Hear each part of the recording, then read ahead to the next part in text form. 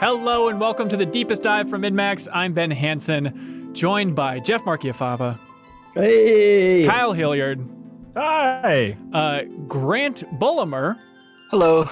And my best friend, Ronnie. Hello. So, Ronnie, this is probably the first time a lot of people have heard your voice. Grant, they're very familiar with from Min Snacks. He's the chef there.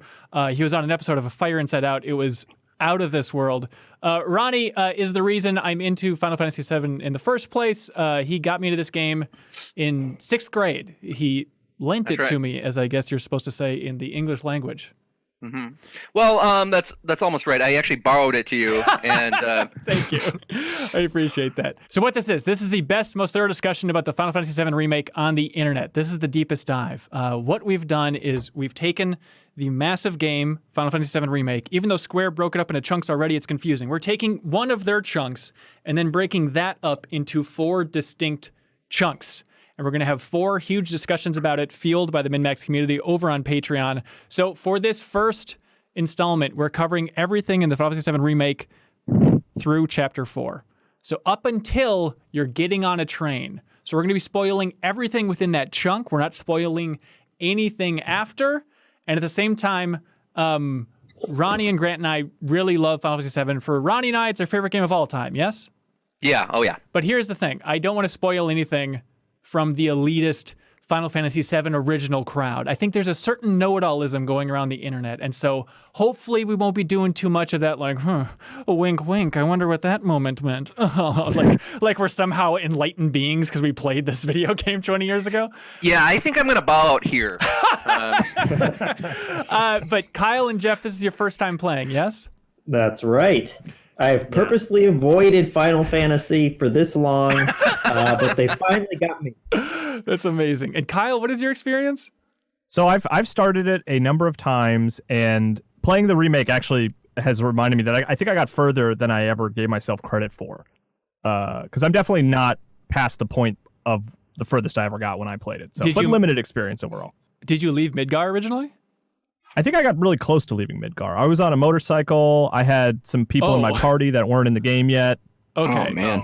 Well, that's very complicated then. We'll figure out exactly where you're at and how that feels. But hey, if you're playing the remake, maybe the motorcycle stuff comes up earlier than you think. But yeah, the overall idea here is to give this remake the discussion it deserves. So if you enjoy this, please share it with a friend.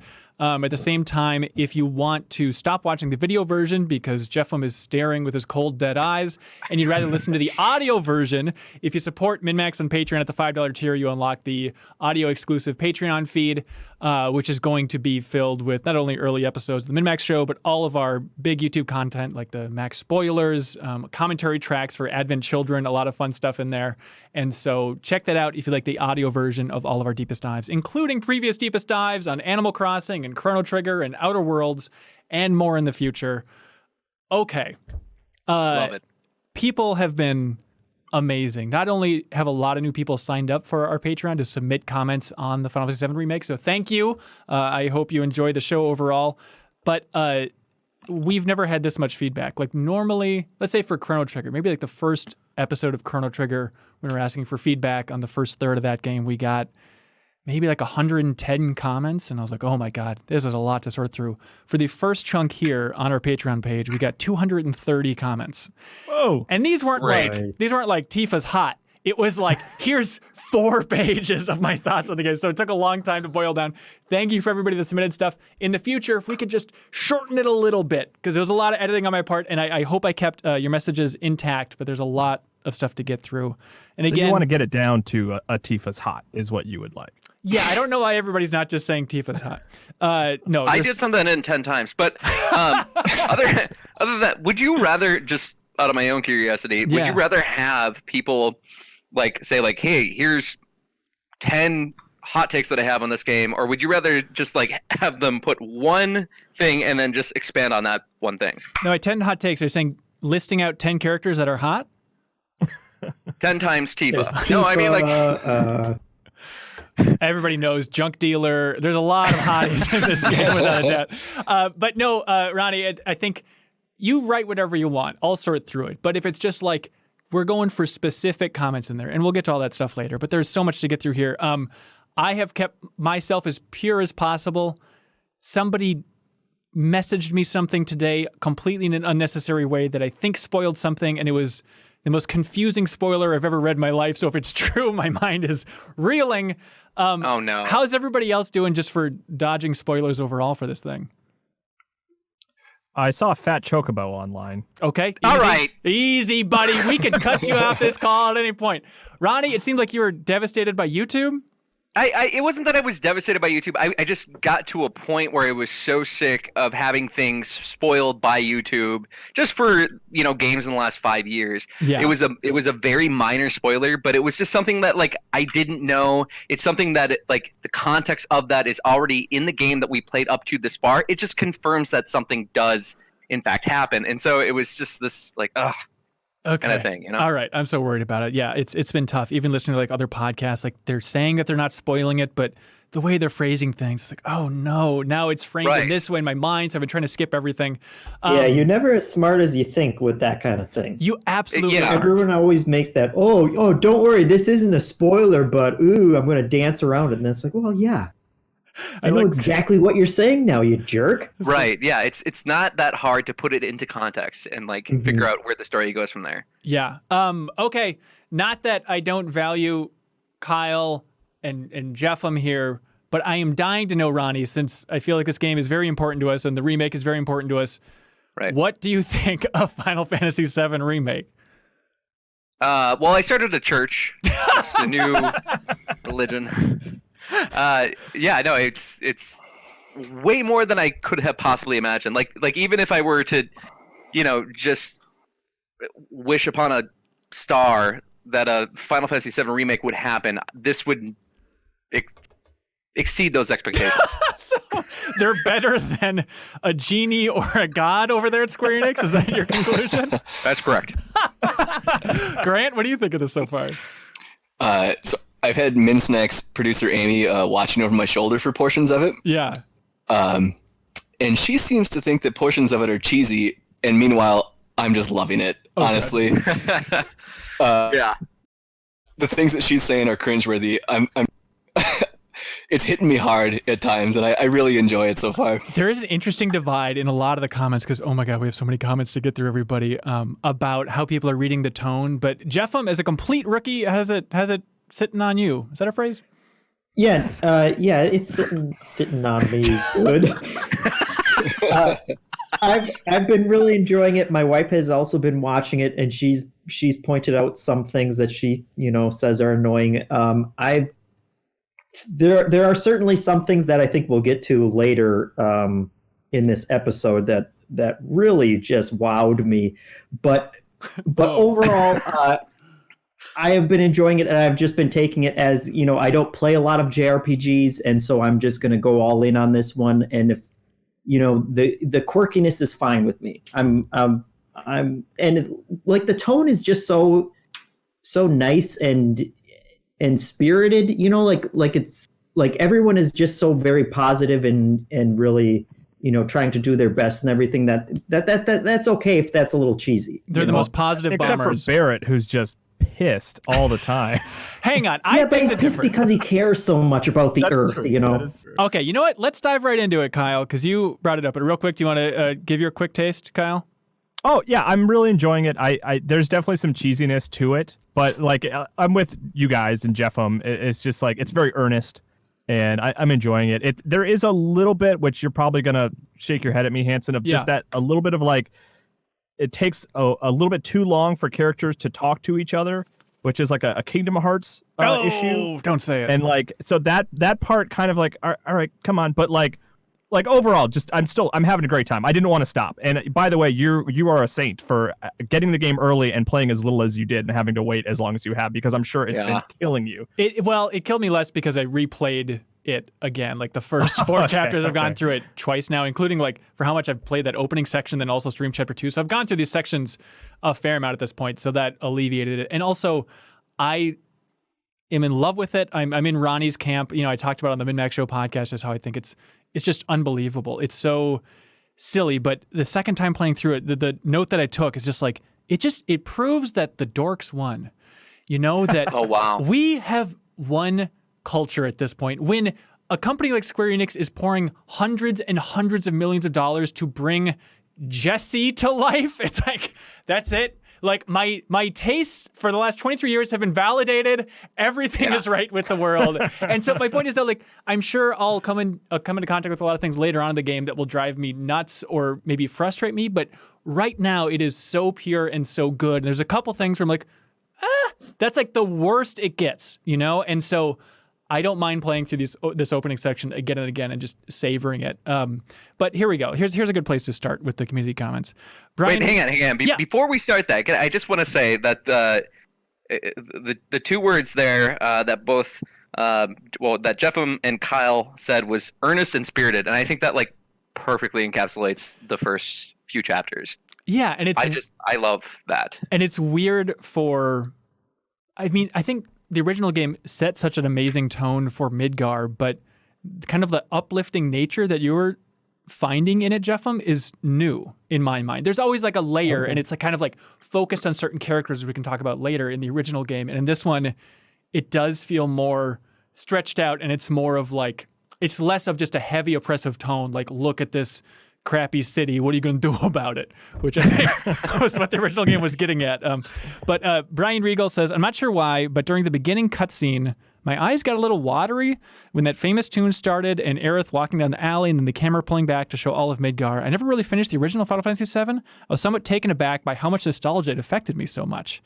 And then Mark Cruz follows it up and says, buckle up, Ben, because this game means more to me than you can imagine. And then he wrote a very long entry about how he found Game Informer, which is wild, through our game club of Final Fantasy VII that we did years ago. You can check that out on Game Informer's YouTube channel. Still fun.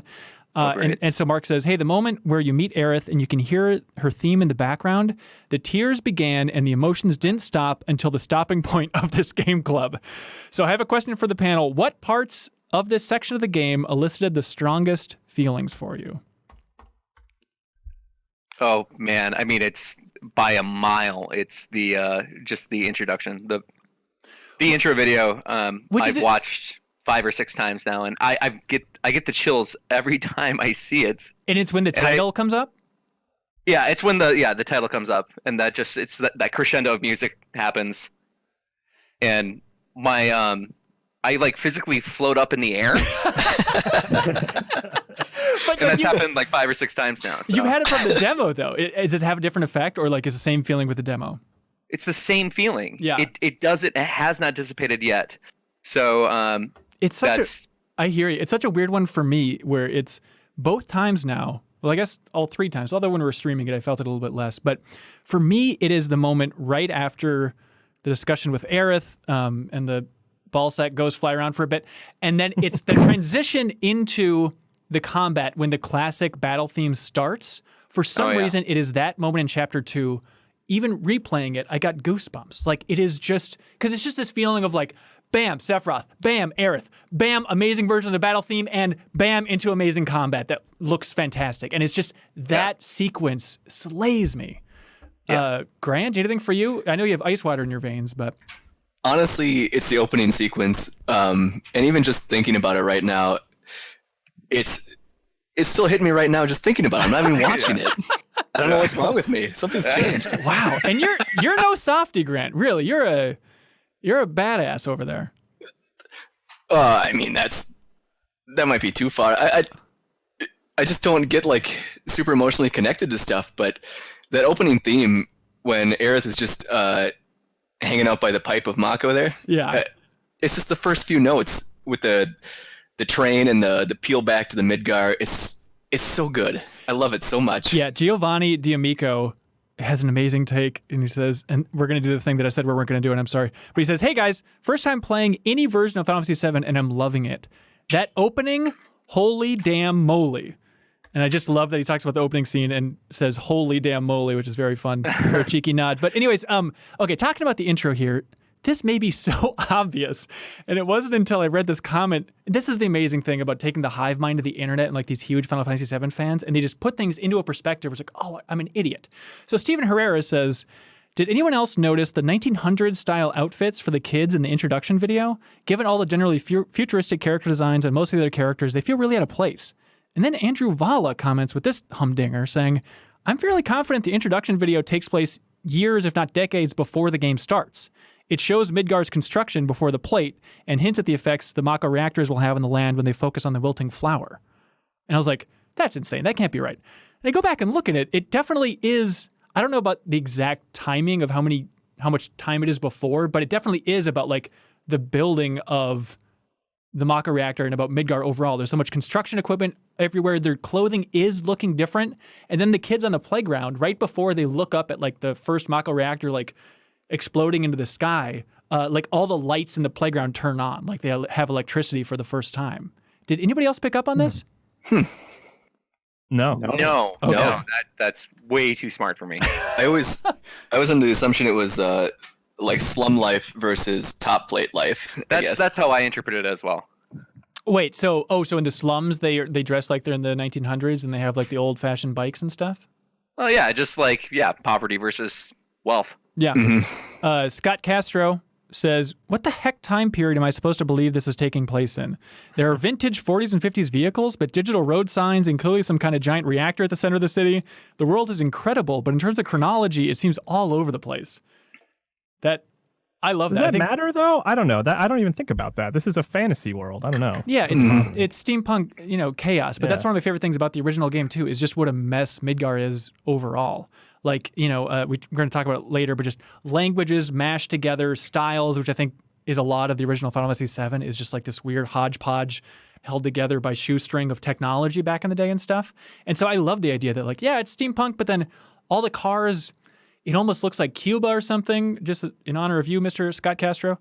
Where it's just this weird thing where it's like all the cars are like from the 50s, but they're next to this really high-tech stuff. And even it's confusing because at a certain point, Jesse's like, woohoo, we're public enemy number 1. Woo! Thank God Shinra doesn't know what her faces look like. It's like, they have cameras, surely in this city, right? Like, and you are all wearing bandanas. Just put them over your face while you're committing terrorism, for the love of Christ. Yeah. They can scan everyone's IDs as the train is going down a tunnel, but they don't have a CCTV set up. Well, it turns out that they do, because then you see like Shinra was watching them, but it's just weird that like Jesse, who's supposed to be on top of the tech, is not aware of that, right? Well, maybe it's like it worked in the original game because those polygonal models were just like unrecognizable muddy messes, and now that they've like upgraded them, it's like, well, wait, hold on a second, this doesn't work, but I guess we got to keep it going.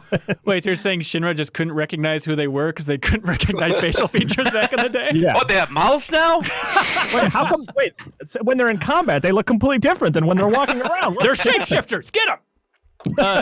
So Beaten Down Brian, friend of the show, real saint here, he says, this is something Ben asked about during the stream of the original Midgar, which is on our YouTube channel. But in both the remake and the original game, you start at level 6, hitting level 7 if you fight the first 2 grunts, which is a very cute touch. Right. Yeah, I noticed that. Is that, you think that's on purpose? I mean, I guess. What other number would it be, right? Yeah. This game loves the number 7. I don't know if you picked up on that, but they really love shoving it down your throat, which is not too shabby. Connor here says, as someone who has absolutely no attachment to the original Final Fantasy VII, I feel like I'm going crazy. People are going nuts over this game. And while I like it enough so far, I definitely don't think it's worth all the praise it's getting. Yes, it looks good, but the environments are pretty static, and non-player NPCs around Midgar look bad. The story concept and themes are interesting, but there's still a ton of those awkward JRPG character interactions that don't quite land or linger just a bit too long. The combat works pretty well, but it basically feels like the combat in Kingdom Hearts. At least it feels pretty button-mashy. Maybe I'm missing something, but I'm trying to find what is making this game worthy of so much praise. As out of people's nostalgia for it, I'm at a bit of a loss. Do you feel this way? I have booted them from the Patreon, Ronnie, so don't worry. I was gonna Take your money back. I was gonna say he can go ahead and unsubscribe. It's your catchphrase. No, but I think all of his points are valid. There is a part of me that's just like, I do see those awkward moments and those just weird timed grunts and just oh yeah, what, it's Cloud, are you on the line? it's pretty frequent, and those are things that like I take note of, and it's a little bit grating, but like in between those times there's just something else that's far more interesting that catches my attention. It's funny that commenter singles out the combat, because like the combat has been one of my favorite things. Good. It's very Final Fantasy 15, but like with a lot more depth to it. So that's been some of my favorite stuff. Is just fighting. I just love the way it looks, and I think it's super fun. Yeah. Jeff, I know we try and be positive here at MinnMax, but do you have a little bit of that? I know you're not plugged into Twitter because you're a healthy human being, but do you have a little bit of that of like, all right, cool it, everybody. I understand it's nostalgic, but it's still a Square game in the end here? No, I think there was the point where I noticed the entire question this time has been, can they keep the polish up the entire time? Yeah. And then there's a point where you get some NPCs in there and it's like, oh no, okay, those guys look pretty bad. Bad is a tough. I mean, there's so many on the screen. I think they look fine. Well, really? Have you seen the junk dealer? Because he's handsome as hell. Hideous. I think the reason though is because Cloud and the rest of his team, like they're really great character models, but they also stand out artistically. Like they look so much different than everybody else that it kind of brings a standard person wearing jeans and a t-shirt down a little bit. That's right. They look like a different species almost. There was a couple that looked a little rough around the edges for me, but it wasn't enough for me to dislike it or anything. I can look over it. Yeah. There were most of them look great, and they're like when you're walking around the city for the first time, they look great. I think there was one side quest in particular where they had a lady talking about some monster that was attacking that. Yeah, she looked pretty rough. So Gwen, I think it was. You can see those moments, but overall, just the production values are still just insane. I think it is the best produced game I've ever played in my life. Well, Final Fantasy 15, but okay, hotshot. Yeah, it really kind of brings us to a new level of when we oftentimes we call games cinematic, and that usually just mostly means that they're using a lot of cutscenes. Yeah. But here I've kind of gotten the sense of like a big epic adventure that you would normally. It's very hard to get that feeling in a video game. And I feel like a big part of that is just the orchestral score is amazing. Yeah. And the way that they use that to punctuate moments. And so I can certainly see some of the shortcomings that he was talking about, but I've mostly just been super surprised by how great the production values are. Yeah. Jumping back to combat, and Kyle mentioned Final Fantasy 15. I was talking with Ron, and this feels like Final Fantasy 15 became fully realized because the combat in that felt a little hectic to me. Like flying around the screen, it felt very button mashy. But this with the tactical pause where you can take a minute to figure out what you want to do, it feels like they took that system and made it as good as it's going to get for an action RPG type. Yeah. No, I totally agree with you. I'm surprised how much I'm thinking about Final Fantasy 15 playing this because it really feels like almost a statement to me that it's like this combat that we like Final Fantasy 15 was the starting line. Kingdom Hearts 3 kind of tweaked it a little bit, but this is Final Fantasy combat now. And even I think like a Final Fantasy 16 is going to just be sort of built on top of this. Like I think this is the future of Final Fantasy combat for the next couple entries, I could say which I would be, this would be the first time that I'd be happy about that. Like since turn-based combat has gone away, I've always sort of lamented that. This is the first time where I think, this is a better system. Right. So we have Charles Davis saying, I absolutely love the combat system in this game and how it reflects how far game design has come since the original. Being able to pause the action feels like a smart recognition of player behavior. This game and the state of the world right now may have just been getting me sentimental, but it plays like an homage to the legacy of RPGs as a genre as a whole. The difficulty of the action being seamlessly designed around the ability to pause the game feels really good. And it's such a subtle thing, but playing it, I think one of the reasons that it's so effective every time you pause is like the particle effects are the unsung hero of Final Fantasy VII Remake. Everything looks amazing. If you just pause and look around you and look at the amount of particles floating around, it's incredible. Like the magic casting, everything. A lot of thoughts on combat overall here. Jordan Schaefer says, this is only my second Final Fantasy experience after playing and loving 15 a few years ago. So far, I'm really into it.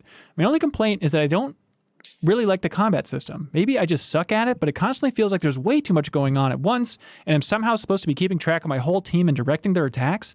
Half the time, I don't even know where they are in the battlefield. I'm also struggling with getting the game to lock onto the enemy I want, which has made blocking attacks impossible. I'm hoping I just need to get into the pace of things, but I'm considering bumping it down to easy for the rest of the game.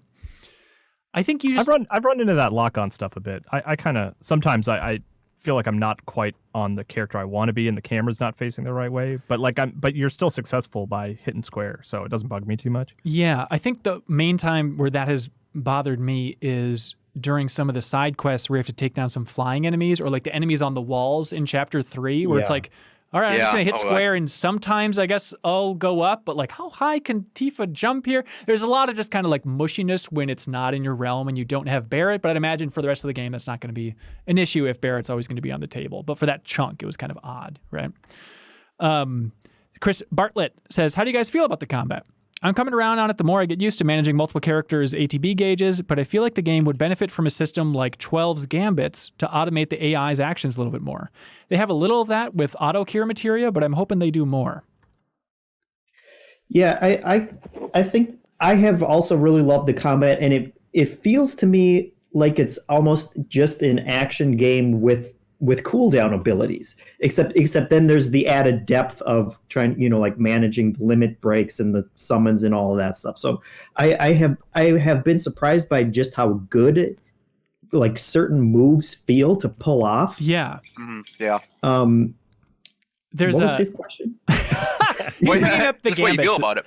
Yeah. Juggling between different players. I was going to say that is the one part that I'm still kind of struggling with and trying to get down. It's been getting easier as I get more experience with it, but there are still lots of times where I will try and switch over to Tifa and she just doesn't have, she's been like using her ATB or something like that, and I just still can't do anything. So I'll just have to jump back to Cloud to use his ability. I don't think they use the ATB actions unless you're controlling them, correct? Is she just sandbagging me or what?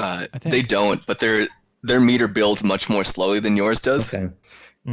It's that bouncing back and forth between characters to build theirs up. Because without you controlling them, it seems like it goes at like an eighth of the rate that your own bar does. Okay. Yeah. I would say like probably about a quarter of the Of the speed.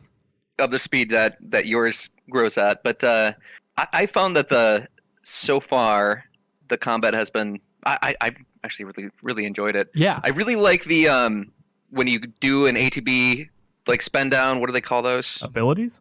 Yeah, abilities. Thank you. The abilities in materia, like I like how they pace that. I really do. Yeah, there was let's see. Somebody very smart. Plus Ultra. Oh, by the way, I feel bad not getting to that other person's question about 12, because I think 12 is a really interesting comparison talking about the Gambit system, because I do feel that same need of like I want to have more strategic options for my partners. I don't mind micromanaging. I think I'll get more in that zone, but I haven't equipped auto cure yet. But I wonder, it's like, are they going to have like auto ability and other materia that's auto to try and get more towards that programming angle of 12?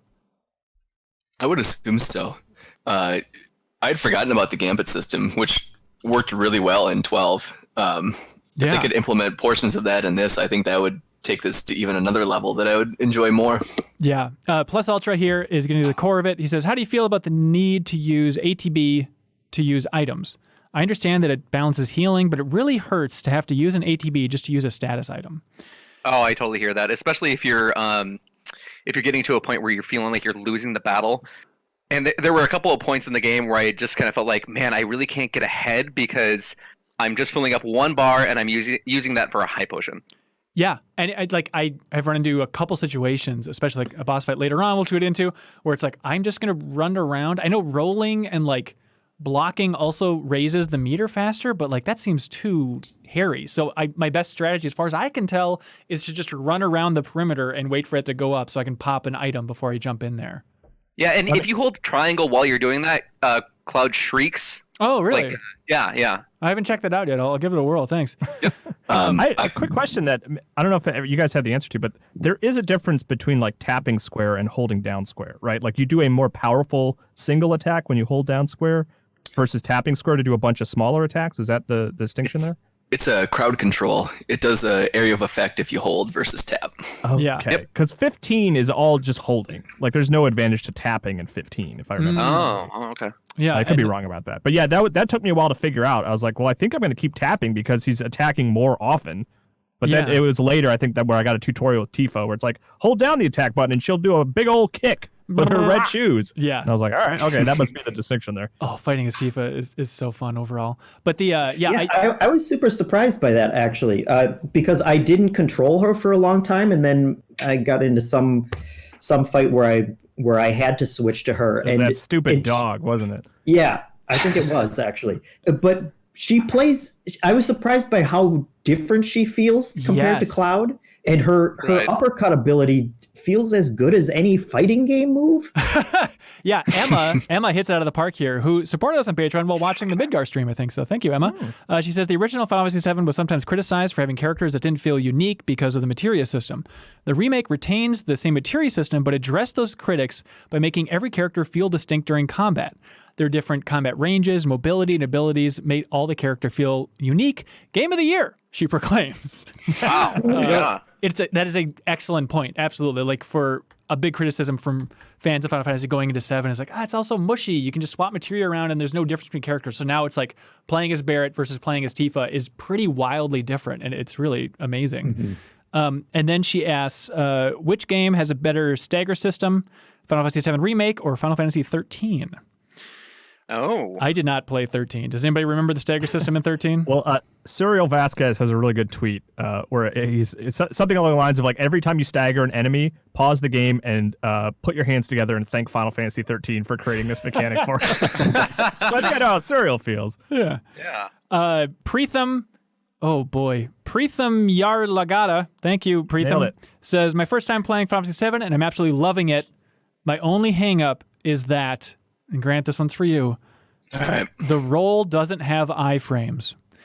It makes it really frustrating when I roll to dodge an attack only to still take damage because the projectile follows you / the attacks don't clip through you. I understand that the goal is to minimize the damage taken in a fight rather than avoid it completely, but it's still a bit of an adjustment for someone used to the Souls way of rolling around. Hey, this ain't Dark Souls, buddy. Have you had to train yourself on that? No, I don't mind as much. Having the ability to block effectively, and none of the enemies are doing a terribly large amount of damage where I've found that I have to roll to dodge a lot.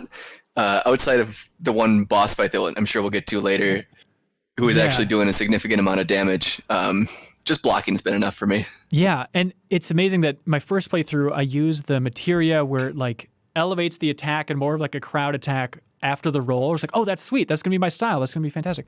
And then the second time through, I was like, I'm going to focus more on this Punisher mode they can go into with Cloud. Right. And like, I think it's going to be tough to go back to that rolling around technique, because like if it comes down to rolling or just having just the megaton hammer of that Punisher mode on the end of your sword, like I got to go Punisher. Mm-hmm. Right, but I feel like the idea behind Punisher is to increase attack while kind of decreasing your defense or your ability to react, because it's just much more slow. But I'm also a defender of the materia that you're lambasting right now. So I use the hell out of the materia. I love it. Yeah, I really like it too, because it's just like it's an automatic follow-up attack to rolling. Yeah, Makes it feel more like rolling is worth it, because there are no iframes, as they say. right. Ben says, just a quick question: what is your favorite move or spell you've unlocked so far?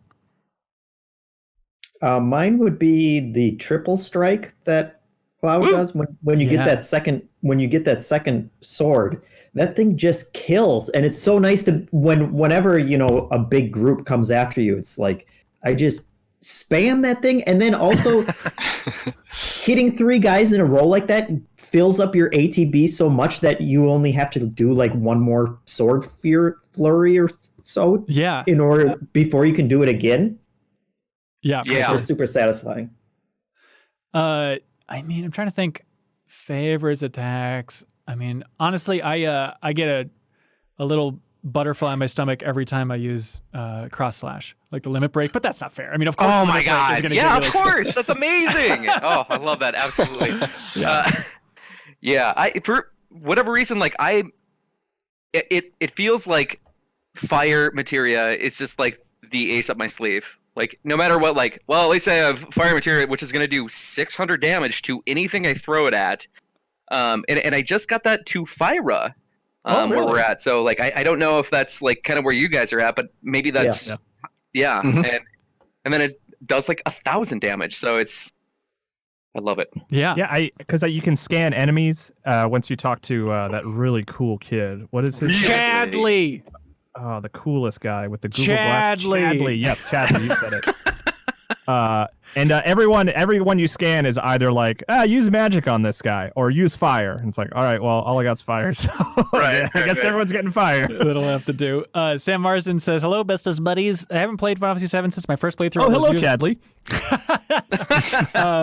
I've really enjoyed leveling up materia.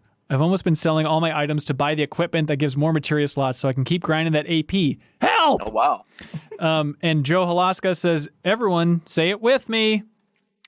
Seeing the materia... Okay, that doesn't work over Discord. Seeing the materia equipped in Cloud Sword is an incredible detail, says Joe. Yes. Yes, absolutely.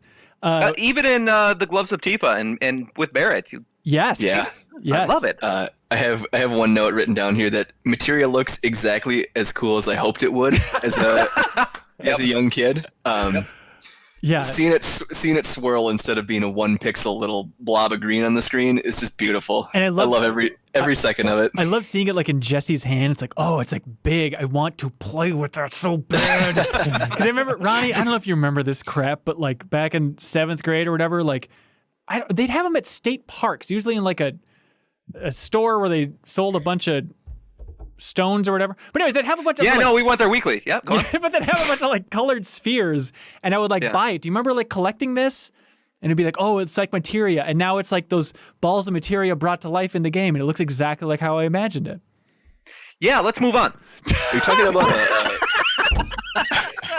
Are you talking about a super ball, like a bouncy ball? That's what they're called, bouncy balls. No, they're like stones, like perfect spherical stones in different colors. Anyways, the point is, Jonathan Fenn says, am I the only one who is a little concerned with how upgrading the Buster Sword would look? The 2 materia slots are so iconic. I'm glad they kept that look even as the weapon gains more materia slots. Yeah. And I love, too, when like Biggs is first like, hey, I'll upgrade your sword there, Cloud. Hey, come over here. And I love seeing Cloud be so protective. He's like, I don't think so. Like, yeah, I been did through like a that lot. as well. Yeah, it's very. Were you very guys sweet. hesitant to even swap out the Buster Sword? Like, I don't really have quite the amount of nostalgia as you guys do, but I was like, I can't. That's Cloud. That's his sword. I don't want to give him something different, you know? Yeah, and the weird thing is, it kind of feels that way even in the original game. Like the first time that you see him with a new sword, you're like, well, that's not right. Yeah. And it doesn't do the great Chrono Trigger move of like, you don't want to part Frog and the Masamune, and then at the end of the game, they give it back to you even more powered up, which is like the sweetest thing. And so you just got to get used to it. Although, like that new sword. They will do that this game.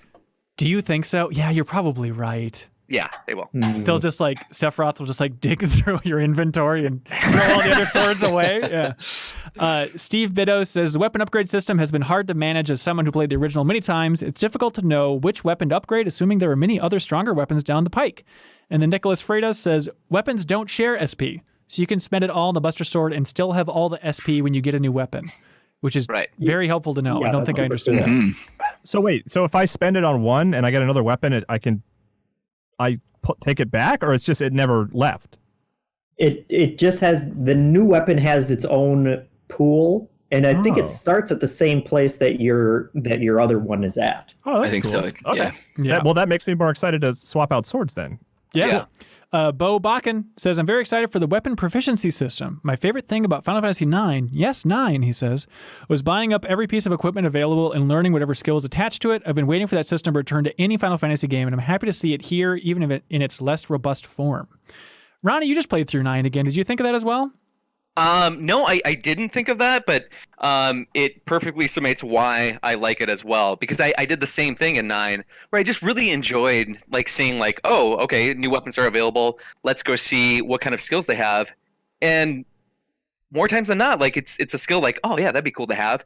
And you just use it for a little while and then you have it. I mean, that's such a great incentive to just kind of keep switching out your equipment. Yeah. Juan Cabrera has a very simple point. That sudden camera shift right when a battle begins, mwah, so dope, he says. And Chris Bartlett has an interesting one. He says, it's odd that the game never tells you, at least in this chunk, about the menu for assigning abilities to quick button combos, L1 plus each face button, and changing limit breaks.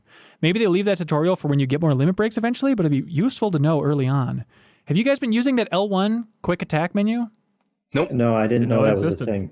Yeah. What are you talking about? So if you hold L1, you don't have to go in slow-mo, which is something I think you asked during the Great Goaty Hunt stream, Jeffem. So if you don't want to slow it down, you can assign things to L1. It can just be like, okay, this is just braver. This is interesting. Okay. thrusting. That sounds strike. nice.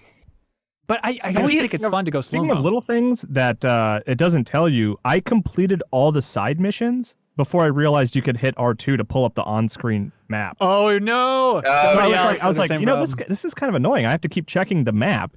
And then I completed everything, and it was like, all right, time to go on to the next story part. And I was like fiddling with buttons, and I was like, oh, there's the mini-map button. That would have been really helpful for the last 3 hours. Yeah. That being said, I just really, really, really appreciate when a game allows you to completely get rid of the minimap. Yes. I Oh, really? absolutely love that. Stephen Ferris says, asking you if you want to go back to the quest giver after the quest is finished is one of the best features in a game ever.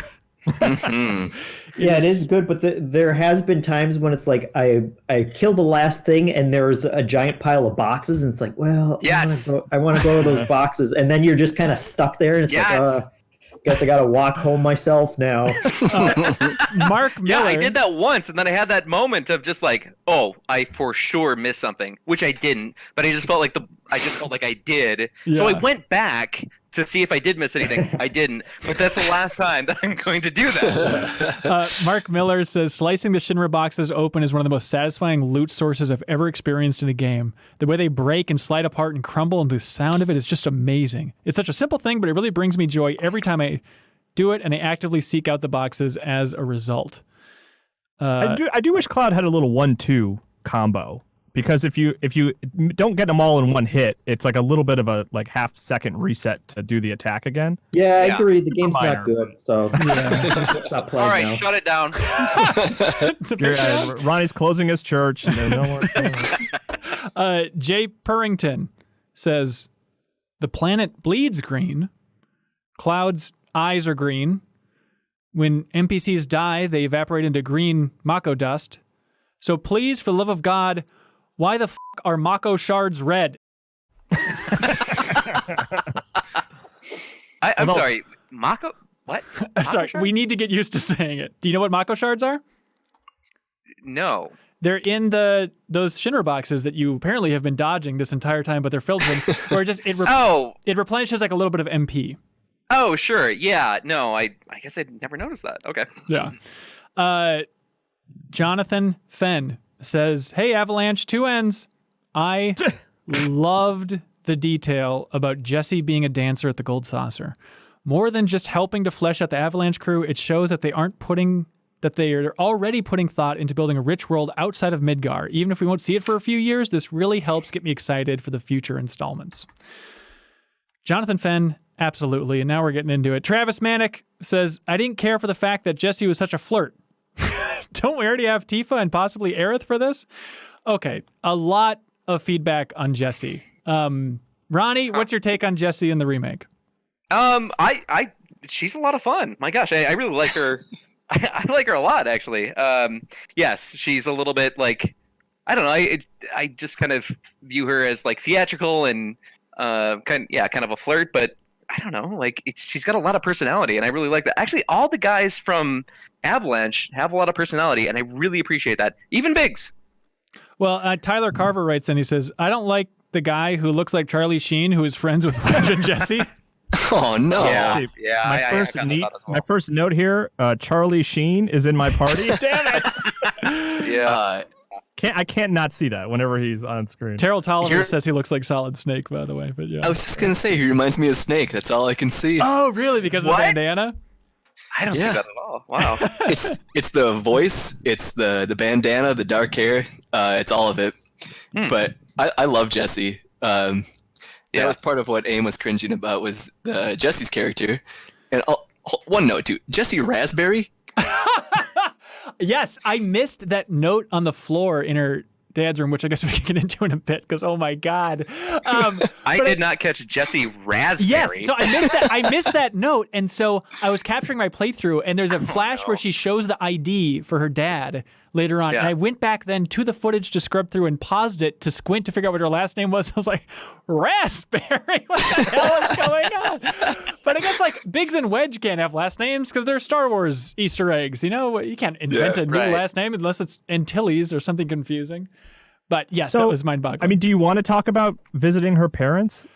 Or should we hold off on that? I want to just address her flirting a little bit because I think Travis has an interesting point, and it is notable talking about her role compared to Tifa and Aerith. And again, not getting into spoilers necessarily, but you I think know where this is going to some extent. But it is that weird thing of like having Jessie as a character is amazing. It makes me so happy. At the same time, her like softening Cloud up, it is this weird thing of like, I don't know what Aerith and Tifa are going to be doing here. Jessie's like softening she's melting the butter, you know?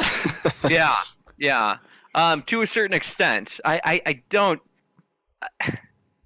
That's a long hole there. I don't think that's like the butter ain't soft yet.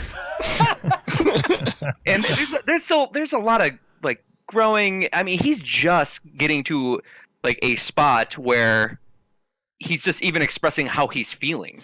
Well, he's also just getting to a spot where he's understanding basic concepts of society, like, oh, if you do nice things for people, your reputation will get better. What? Well, how's this? Look, he's worked for Shinra. I don't know. He's a soldier boy, man. He doesn't have feelings. Yes. Oh, that's Soldier right. boy. Oh, soldier boy. I love Jessie in this game, and it's honestly, I think my favorite character detail that I can think of so far in this chunk is like towards the end of that chapter 4 where Wedge is just like, hey man, like don't get wrapped up in this. Like she's an actress. Hang on, let me see if I can find his exact wording because it's amazing. Where he says, it's all just a game to her. Or something. It's all a game to her. Don't fall for it. And then then he laughs and he's like, life's the stage and love's the play. I love it. And like I love that she's flirty, and there are so many jokes online about how Wedge is hungry and Jessie's thirsty, but which is very good.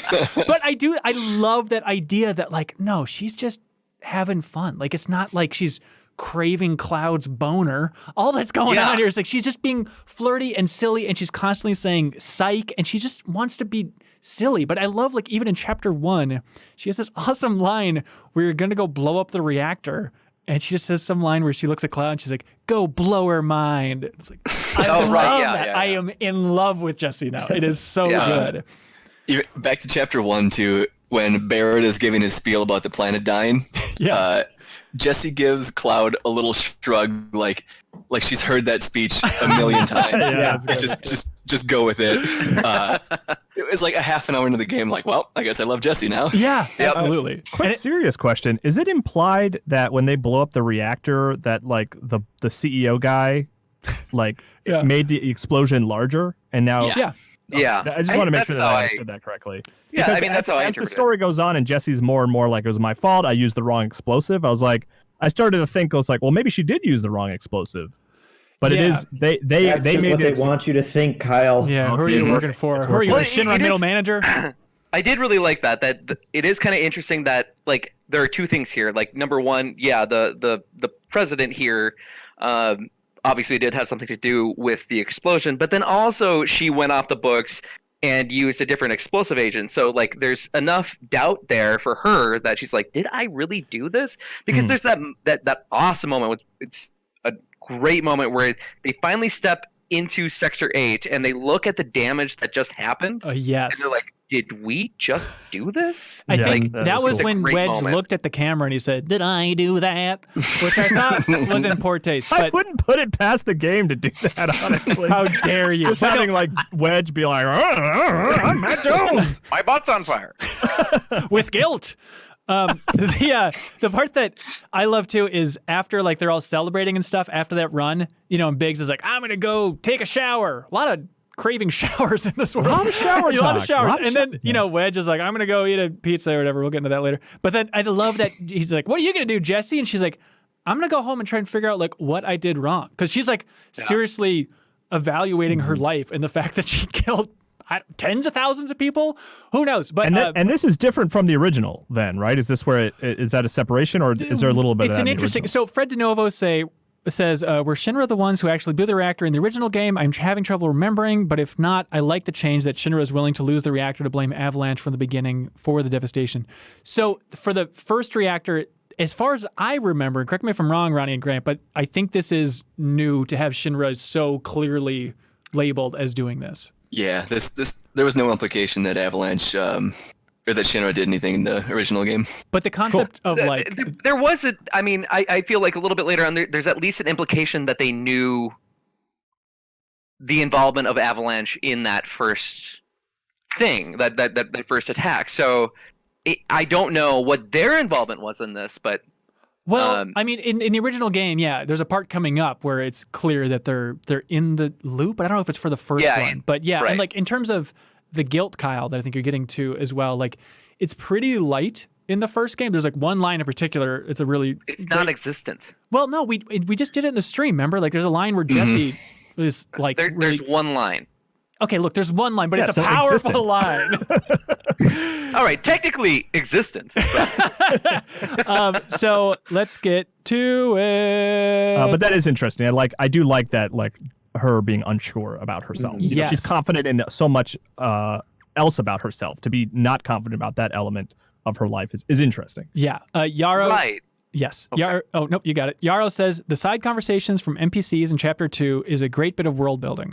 Two that stood out to me were an exasperated, quote, my friend was in there, to the kids not understanding what was going on and wanting to go home for their toys. It added to the emotion of the reactor explosion and gave the city and people life.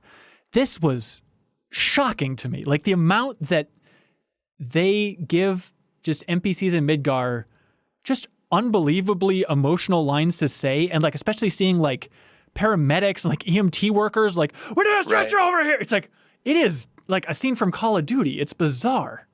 Yeah. I wrote down one dialogue which the guy said, what the? I was working there yesterday. Put that fire out, idiots. I can't all be winners, but I cried there. Yep. Shut up, you dick. There's a line too where like there's a family and they're like breaking down what they're going to do. And they're like, okay, we head to the station, then we take the train to your sister's, and the kids are like, I'm scared, like crying. Like, oh, yeah. That's incredible. Travis Morgan says, I enjoyed, is that the right emotion? Seeing the fallout from the Mako reactor bombing. It was a neat way to bring some real world feeling into the game, showing the actual effects of something like that being done, whether or not it was for the, quote, right reasons. I also really liked the helmets for the security officers. Those three eyes are equal part menacing and cool as hell. And then Christopher Reardon says, it took me a full game session just to get past the first area of Chapter 2 because I was ogling all the designs and taking screenshots. You can see some firefighters and paramedics helping out after the reactor explosion. The designs of their uniforms, particularly their helmets, is reminiscent of the Shinra security officers you fought in the reactor. A reminder that even though it's a private company, Shinra is really running the show for everything in Midgar. Amazing detail. I love that, Christopher Reardon. The city feels so alive. It's that scene right after the reactor blows. There was maybe 3 NPCs in the PlayStation 1 version, and now it's so fleshed out. It's fan service to the max, and I love it. Yeah, I mean, being able to walk through those streets is wild. And like we made a video on our YouTube channel comparing the 2015 trailer for Final Fantasy VII Remake versus the final build, and like those streets have been reworked pretty heavily. Like it was the toughest place to get like a 1-to-1 shot, but the amount that they've packed in there now, it's like it is mind-boggling. Even like when you're going up like the fire escapes, is that what those are called on the side of buildings? And like the camera like shifts, like that whole sequence I think was just so bizarre. And Jesse's yelling at you from the top of the thing. So I have a question about just like Shinra's involvement in the government, and this is something that like I like Ben and Grant, I know we talked a little bit about on our Celebrating Final Fantasy stream about like wait a second, is Shinra just kind of synonymous with the government in Midgar, or is Midgar still just its private company heavily influencing the public sector? I think it is. Yeah. Oh, what were you going to say, Ben? It was going to be perfectly insightful. Are you sitting down? Yeah. Okay, this is going to blow your mind.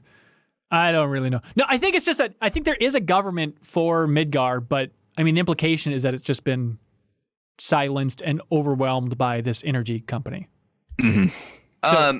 So here's the thing that I wrote down in the God, what is it? It's in the battle log where you can read a little bit more about the enemies that you face so far. Yeah. And they call them Public Security Division of Shinra. Okay. So the police are essentially the Public Security Division of Shinra. Right. That is protecting Midgar, which feels like a very public sector thing. I still think that essentially Shinra would say yeah, we're the central government. I'm sure they would. I think they would own that. But we know that there is still some fragment of government from the original game. There's a shred hanging on that they're just completely spineless and gutted, but they're like, technically, I'm a mayor, it does exist in there somewhere. But yeah, that's interesting detail back the government. Yeah. Yeah. Fred DeNovo, y'all ready to get rolling? Ready to dive into this sucker?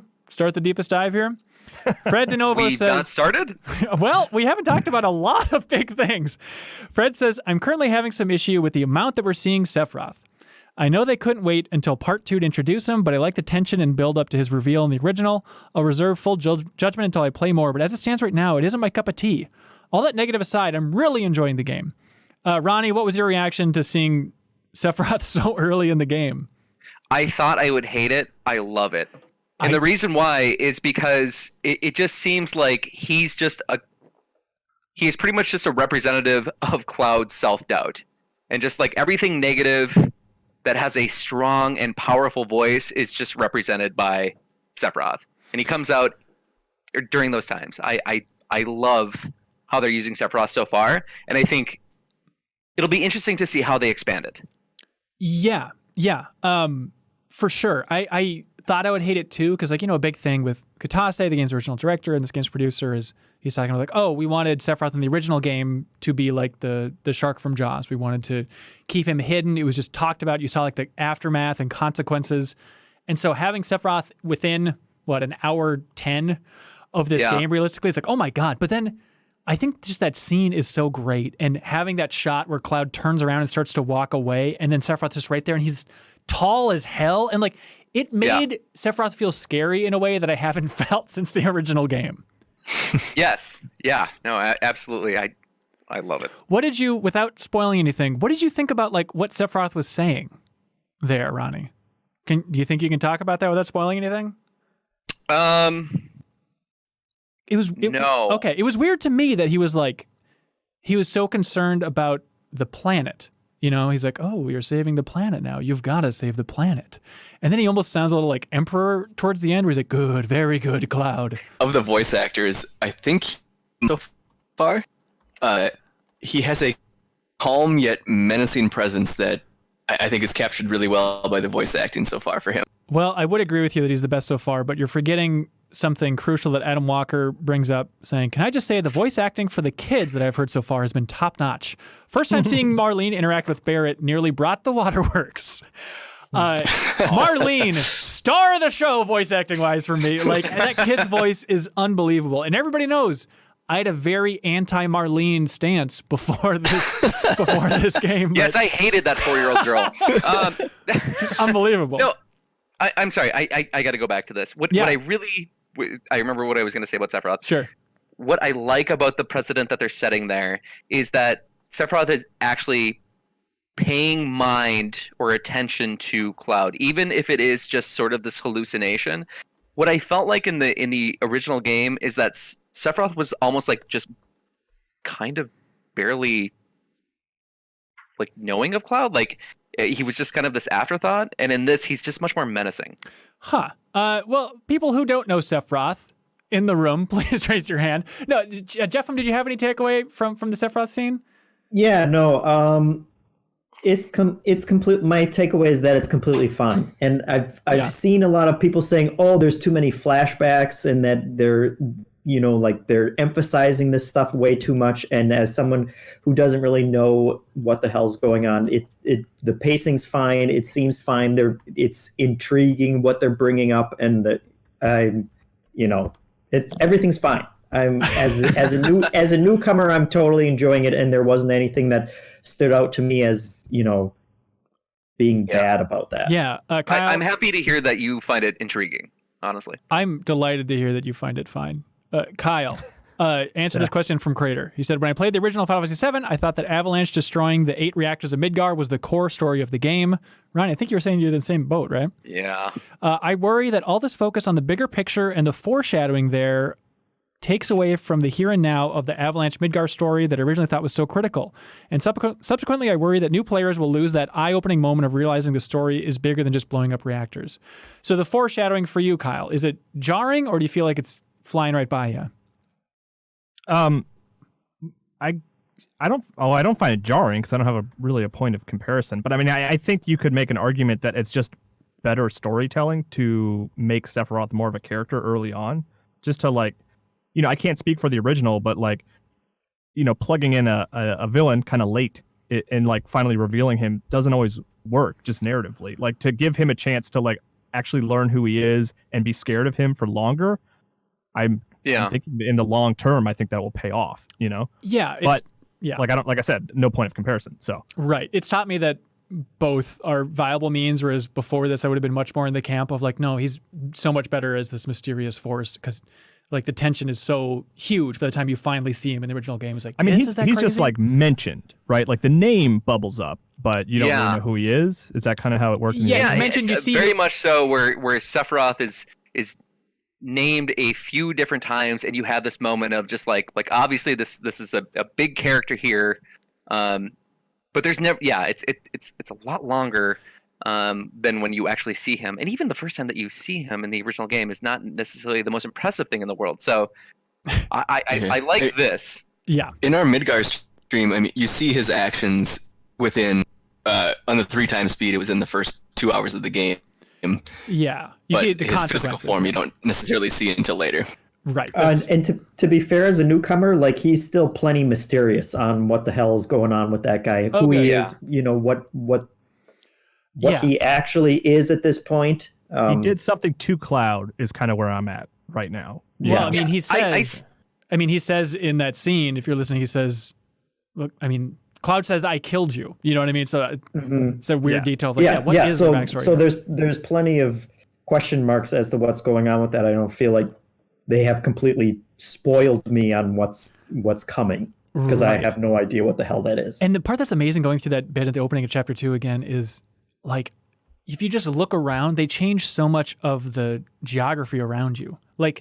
There's buildings on fire that are not Midgar buildings, that they just put in that environment for that scene. And it's so cool. Giovanni D'Amico says, let's talk about that scene where Cloud meets Sephiroth in the alley. Am I correct in assuming that Sephiroth did not appear this early in the Classic 7? If that's correct, then I feel like showing Sephiroth so early is a little too fan servicey. Hold it!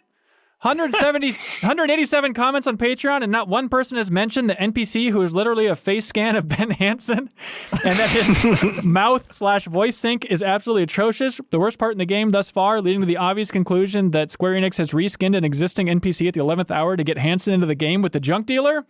Congrats on your debut. Proud of you, man. Hey, thanks, Giovanni. The junk dealer kind of looked like me, and I tweeted out hesitant of am I a narcissist? Is this nuts? And then turns out people were like, holy crap, that really does. But it's just a boring white guy face. That stuff. Don't second yourself. Thank you. Yeah, and just even before I knew that, he was my least favorite character. Yeah, it all fits.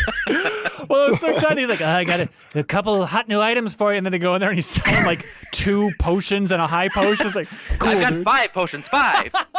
Just kept saying gun to your head. It was weird. Yeah, it was really uncomfortable. Gun to your head. I'll take my business elsewhere, junk dealer. We're fine. Gun to your head. Got an off-brand high potion for you. I'm good, sir. There's just anyways, vending machine over here. Barrett Boswell says, did anyone find it humorous when they first label Aerith as a flower shop peddler? Because no word speaks better to a nice young girl selling flowers than peddler. I just like, what did Cloud say to her? I wrote down the line, "Look, I'm involved in things." I hated that. I hated that. Nick Reed says, my favorite line so far was Cloud telling Aerith, I'm involved in things, as if something so generic would scare her away. like a company? Like, are you hiring? Do you sell flowers? I could be a part of that. Yeah. Like the sarcastic, oh, sure you are. Yeah. Yeah. I'm so curious about Aerith overall. The fact that that's all we've really seen of her is just like that little bit where it's like, okay, she's kind of saccharine sweet, but I want to know what they do with her personality, especially when I'm head over heels in love with Jessie at this point. It's like, I don't know what they're going to do with her. It's going to be really interesting.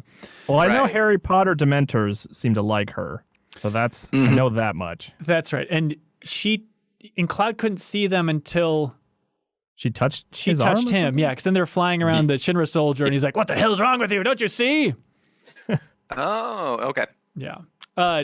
Grant, what do you think about the Dementors? My one note so far is Dementors ?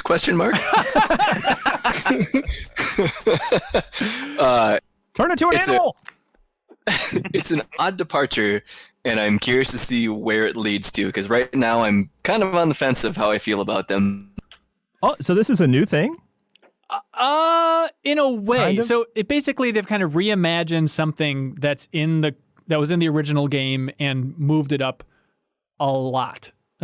Well, did you? I think I see where you're going with this, and I'm not entirely sure that's the thing that they're going for. I mean, are you feeling pretty certain that this is the thing that they're sort of representing? Okay. I mean, okay. Well, hang on. I mean, you're looking at me like I'm dumb right now. So. I am horrified by what you're saying. Okay, so here's a hint. Shane Africa says, having not played the original Final Fantasy VII, but having a major interest in it, I was stoked to see some of the legendary, infamous in-jokes and references the remake would make to the original. Like the apartment neighbor is a fun way to incorporate the "this guy are sick" meme into the plot with some actual consequence associated. Zach Gallo says, I thought it was funny when Cloud nearly kills his neighbor and Tifa's reaction is, no, Cloud, that's Marco. He's a little weird, but he's a good guy. Meanwhile, Marco looks like a cult member from Resident Evil 4. Also, she gives him an assignment. She's like, Cloud, just check on him, as often as you're willing. Just help me take care of this guy. It's like, what? I didn't reunion blood. It's just a total freak. Hey, Cloud, your PTSD is under control right now, right? I thought it was gonna. Honestly, when he was growling in the next room, I thought it was gonna be a gag of going and Wedge was gonna be hungry. I thought it was a stomach growling or something. And then when it was an actual kind of scary thing, I was like, oh, okay. I guess it's not just a hungry person. But hang on, Ronnie, do you not think that's what the Dementors are? Is just those things from later on? And I'm sorry we're doing the thing about not spoiling things, but I didn't draw that same conclusion. Marco has a tattoo with so much certainty. But I did think Marco feels different than the Dementors, though. Really? I thought it was a weird vision and it was kind of all the same, but all right, maybe I'm wrong. Sutton says, I laughed out loud when Cloud went to check on apartment 203 in the slums, saw Sephiroth and hit his sword on the door frame trying to attack him. I love how badass Cloud is while also being a complete dork. Yeah. I think that's fair. He's endearing. Yeah, I guess that's one way to look at it. There were a couple takes on Cloud here. Jonathan Quevedo said, I am so happy to have OG Cloud back after seeing Advent Children and Kingdom Hearts Cloud. He's back to being kind of goofy, awkward, occasionally a little too mean, and sometimes really empathetic. Like how he brings up his promise to Tifa. He's a good kid trying to figure himself out while playing up being a tough, badass soldier, and I really miss that.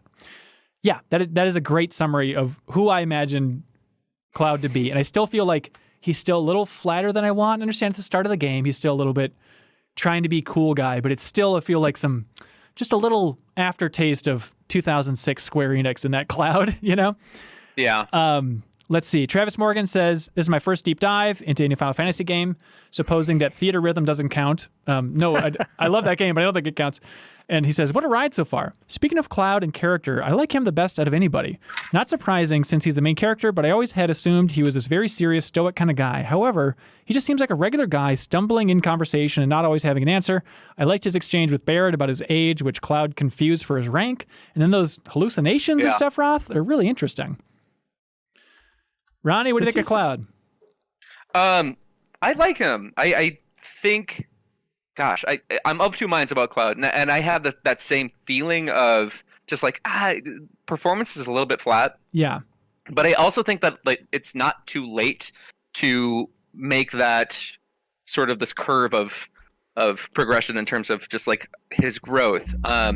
Overall, like I like those moments where he's finally like where we're at right now. He's getting to the point where he's actually starting to ask questions about his surroundings and the people around him, and everybody. What I want to scream at everybody around him is, anytime that he shows any amount of interest, you don't need to call him out on that and say, look at Cloud caring all of a sudden. Like, you don't need to do that. Like, just let him grow into his own. So, way to go, Cloud. I he like doesn't him. have a family. The Cloudmeister, the Broseph. Yeah. Yeah. Flip the USB twice, says Cloud makes Noctis look like a ray of sunshine. Come Yep, on that's now. true. Yeah, I agree with that. Yeah. Justin Hughes says, I love this. See, this is the type of specific detail I love for Game Club. Justin Hughes says, a small detail I enjoyed was when everyone is escaping through the tunnels to get to the city streets and Jesse sets the bomb, Cloud just turns away a bit and covers just one ear with his hand. It seems like something a seasoned war vet would do. I think they nail his persona really well. That's an amazing observation. There is... Okay, Wade Lee, here we go, says, do you recall the scene during Chapter 3 where Johnny is abducted and you rescue him? When you go to rescue him and prevent the Shinra soldiers from interrogating him, Cloud speaks up and says, you said he's a talker, speaking to Tifa, and then proceeds to grab his sword as if he's going to murder Johnny. I've always known Cloud to be broody and at times emo, but I've never known him to be a cold-hearted killer like how he's depicted in that scene. What did you make of Killed that? like 15, 30 people up to that point. Well, haven't you? Darkfish Days points out that there's that weird line where after you beat all those people, Tifa says, we need to go before they wake up. And it's like, wait, what? Have we just been putting soldiers to sleep Before this they whole time? reappear. 100% thought they were dead. That's kind of like rewriting my own kind of idea that like, oh, we're killing everybody here. And that's just kind of saying like, nope, everybody's just sleeping. Maybe it's just Tifa being confused, but she's a smart cookie. I can't imagine. Okay. That's the worst. So you think that the implication is that everything you've attacked and beat in Final Fantasy VII is just sleeping? Well, they gotta sleep sometime, man. That's real quick. There's that soundtrack for Johnny too. By the way, when you're walking up to get him, that's like country music or something. It's very strange. You guys know what I'm talking about? I don't know if that stood out to me, but yeah, it's very weird. Johnny stood out to Are we me. talking about the Chocobo? No, we're not talking It about. reminded me of like the cafes in Final Fantasy 15. Oh, okay. I'm so often reminded of Final Fantasy 15 in odd little ways. It's weird. I did not expect that playing this. Oh, that's bizarre. I thought Johnny sounded like Charlie Day when he was screaming. Oh, weird. Yeah. But in terms I of, think Cloud sounds like Justin Timberlake. I can't not hear Justin Timberlake. you're confused You know what? because Lance Bath I'll second voiced that, yeah. Sephiroth in Kingdom Hearts, so I understand the There we crossover. go. It's pollinated in your mind. Lance Bass is still playing Sephiroth. Just so everybody's aware. He's just old and He's gravelly. very good. Yeah, his snake eyes are popping now. But no, Can I ask a quick question? no, you can't. Please keep it down. Wade Lee has the question about Cloud being a cold-hearted killer here. I think Cloud is what they were talking about, of him trying to act cool and act like he's a real soldier, and he's really into this idea of everybody seeing him as like this heroic soldier moving throughout Midgar. And so I think he's even trying to show off to his old friend Tifa there. I don't think he's actually going to slit this guy's throat slowly with a buster sword. You know, I think he seemed like he was going to kill that dude. I agree. Yeah, I agree with Jeff. I think he was totally prepared to be like, well, I mean, he's just coming from Soldier, like, and he wants to preserve the integrity of this movement because it's important to Tifa. Yeah. Like, what makes sense in this point is to kill them.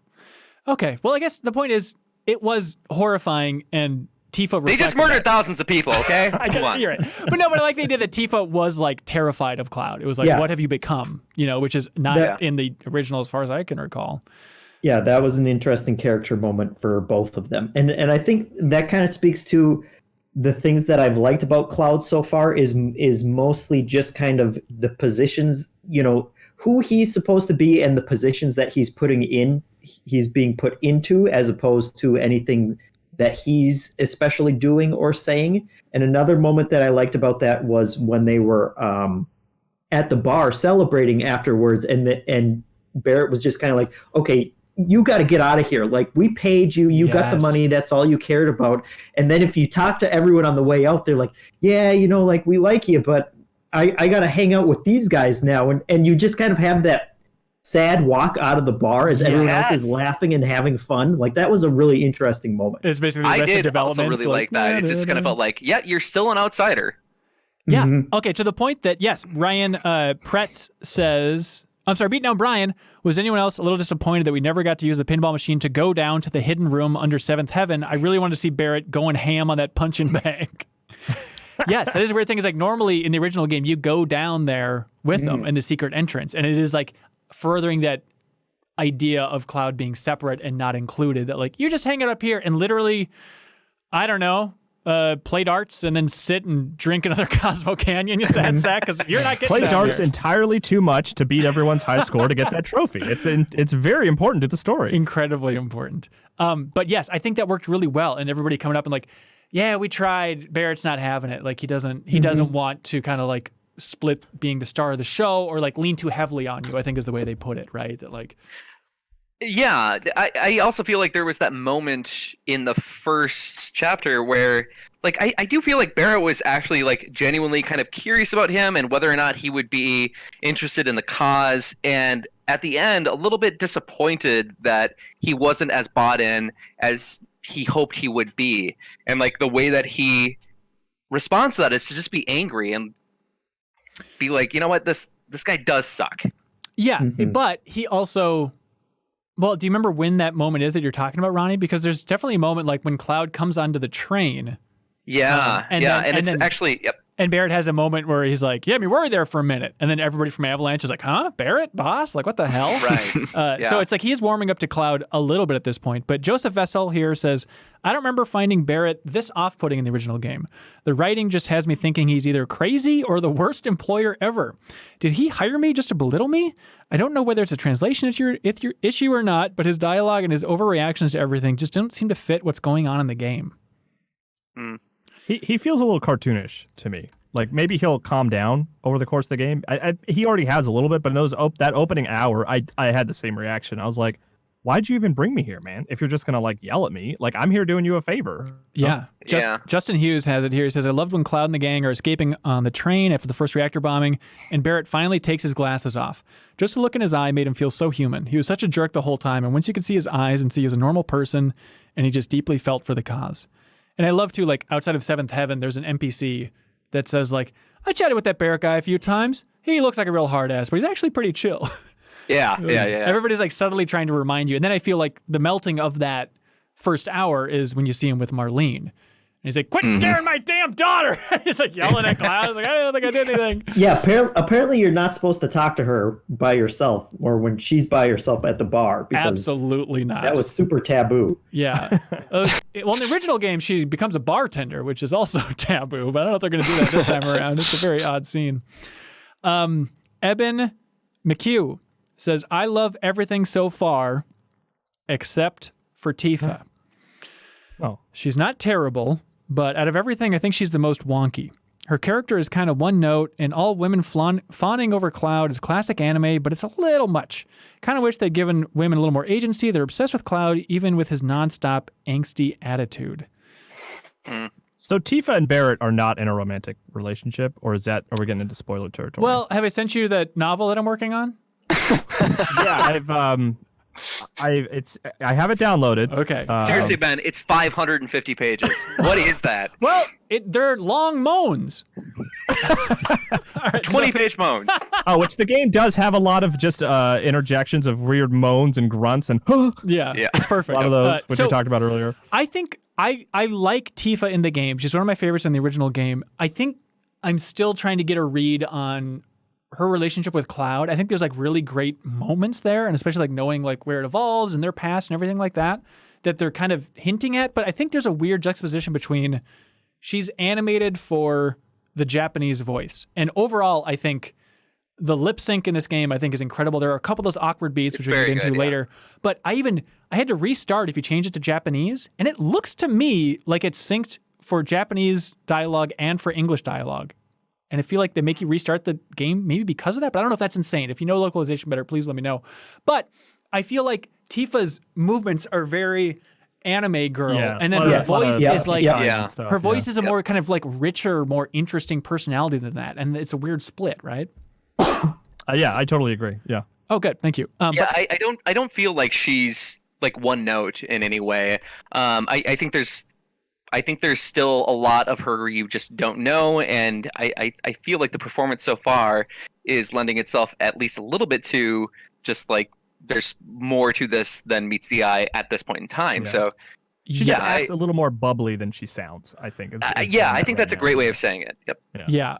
Also, in the subtle things that I never thought would affect me emotionally this much, like I love that Cloud's like impressed by how good of a fighter she is, and you're going out and going to Monster Alley out back, whatever the hell's going on over there. I love like there's just a little line after a piece of combat where Cloud just says, "Keep those gloves up," and then she goes, "Sure thing, coach."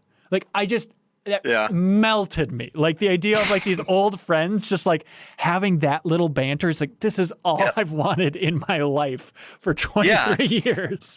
and even there's even a moment where he says what's rule number 1, and she says something like we'll get some rest. And then after a mission, he repeats that himself. I think it's after like he meets up with those guys that want him to sell out Barrett or something like that, where he goes like, "All right, just gonna remember rule number 1. Let's get some rest." Yeah, they're like I love that. Like, yes, they're already teaching each other, and there's even stuff where she has some phrase like "bottom of the barrel learning" or something like that, and he repeats that a couple times. Like, well, hey, this is what we're doing here. Taylor Owens says, "Does Tifa know?" Hanson, let me cut you off right there. I gotta get rolling, but I've been, really enjoying the game, and I'm excited to listen to the rest of this conversation without me being here. Okay, so you're going to leave, but everybody else is staying, right? Yeah. And the people Which listening... I should be able to just disconnect Discord, I think. It should be fine, right? Yeah, let's see how it goes there. Well, Kyle will be missed. Taylor Owens, though, says, "Hey, does Tifa know how much I love her? How do I tell her?" Copious amounts of fan fiction will probably get the point across. I think she'll feel it in her realm, because she is a living, breathing... I've tried that, too. Plus Ultra. Okay, yeah, here we go. Plus Ultra says the writing has kind of seemed all over the place. There's a great scene between Cloud and Tifa when Cloud says, "I was in Soldier, remember?" And then Tifa quietly, almost sadly says, "I remember." I love that, says Plus Ultra. But then on the other hand, I never thought I'd hear Cloud say, "Sorry about your ass." Okay, so yes, Ronnie? The floor is yours. Yeah, no, I feel like the writing has been fairly consistent. I think more so there's a difference in just how things are performed and just the overall performance. I feel like the voice actors are doing just an awesome job so far. Yeah, I feel like Wedge and the voice acting is so good. And I mean, I love Breaking Bad and I love Badger, but I love Wedge. But I feel like his personality shines so much because of that great voice, and especially compared to Biggs. And like, I like Biggs fine, but his voice and his personality just comes across as so kind of classic JRPG compared to like Wedge. Feels like, oh, this is like a real human's voice. And then some of his Wedge dialogue. or Biggs could say, "I've never had an emotional experience," and I'd buy it. See, that's really funny to me because I find myself liking Biggs way more than I thought I would in this. Oh, interesting. I do too. I mean, it's all great, but I really loved like chapter 4 is just unbelievable in my mind. We'll get to it overall, but I love when you go back, when you land back in the slums after chapter 4, or I guess at the end of chapter 4, and just like everybody's doing their own thing and having those little vignette moments with everybody. And that's like the first time that I feel like Biggs kind of clicked, where I think it's Wedge is talking about like, yeah, Biggs is going to do his thing where he just goes and sits by himself and overthinks everything and like overplans everything. And then you can even talk to Biggs and he has a moment where he's like, "Hey, actually talking to you really helps. Like, I really appreciate it." It's like they do such an amazing job of humanizing Avalanche in a way that I never expected. It was after the stealth mission in Jesse's parents' house when Biggs tells you about her dad's past. That level of depth out of Biggs just it's too much for me to handle at this point, based on how many lines of dialogue he had in the original game. Yes, absolutely. Which is about which button do I press? Yes. That was about where he went. I'm kind of interested to hear like where Jeff. I'm like where in terms of like the voice acting. Is there anything that like stands out? Because like I feel when we have this conversation, it's also like sort of veiled by where this whole story is going. Where are you at with voice acting?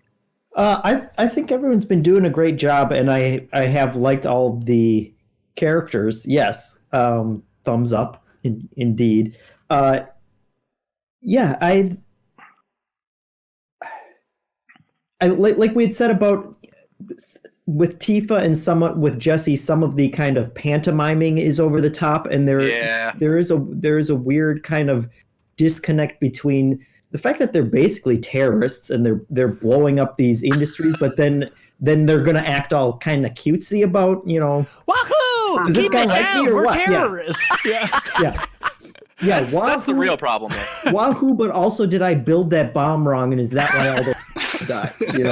Yeah. So that kind of disconnect is weird, but like I said, that's kind of I can write that off as JRPG quirkiness, and that's fine because I don't play a lot of those games, but I'm glad that I'm getting the full treatment this time. Yes.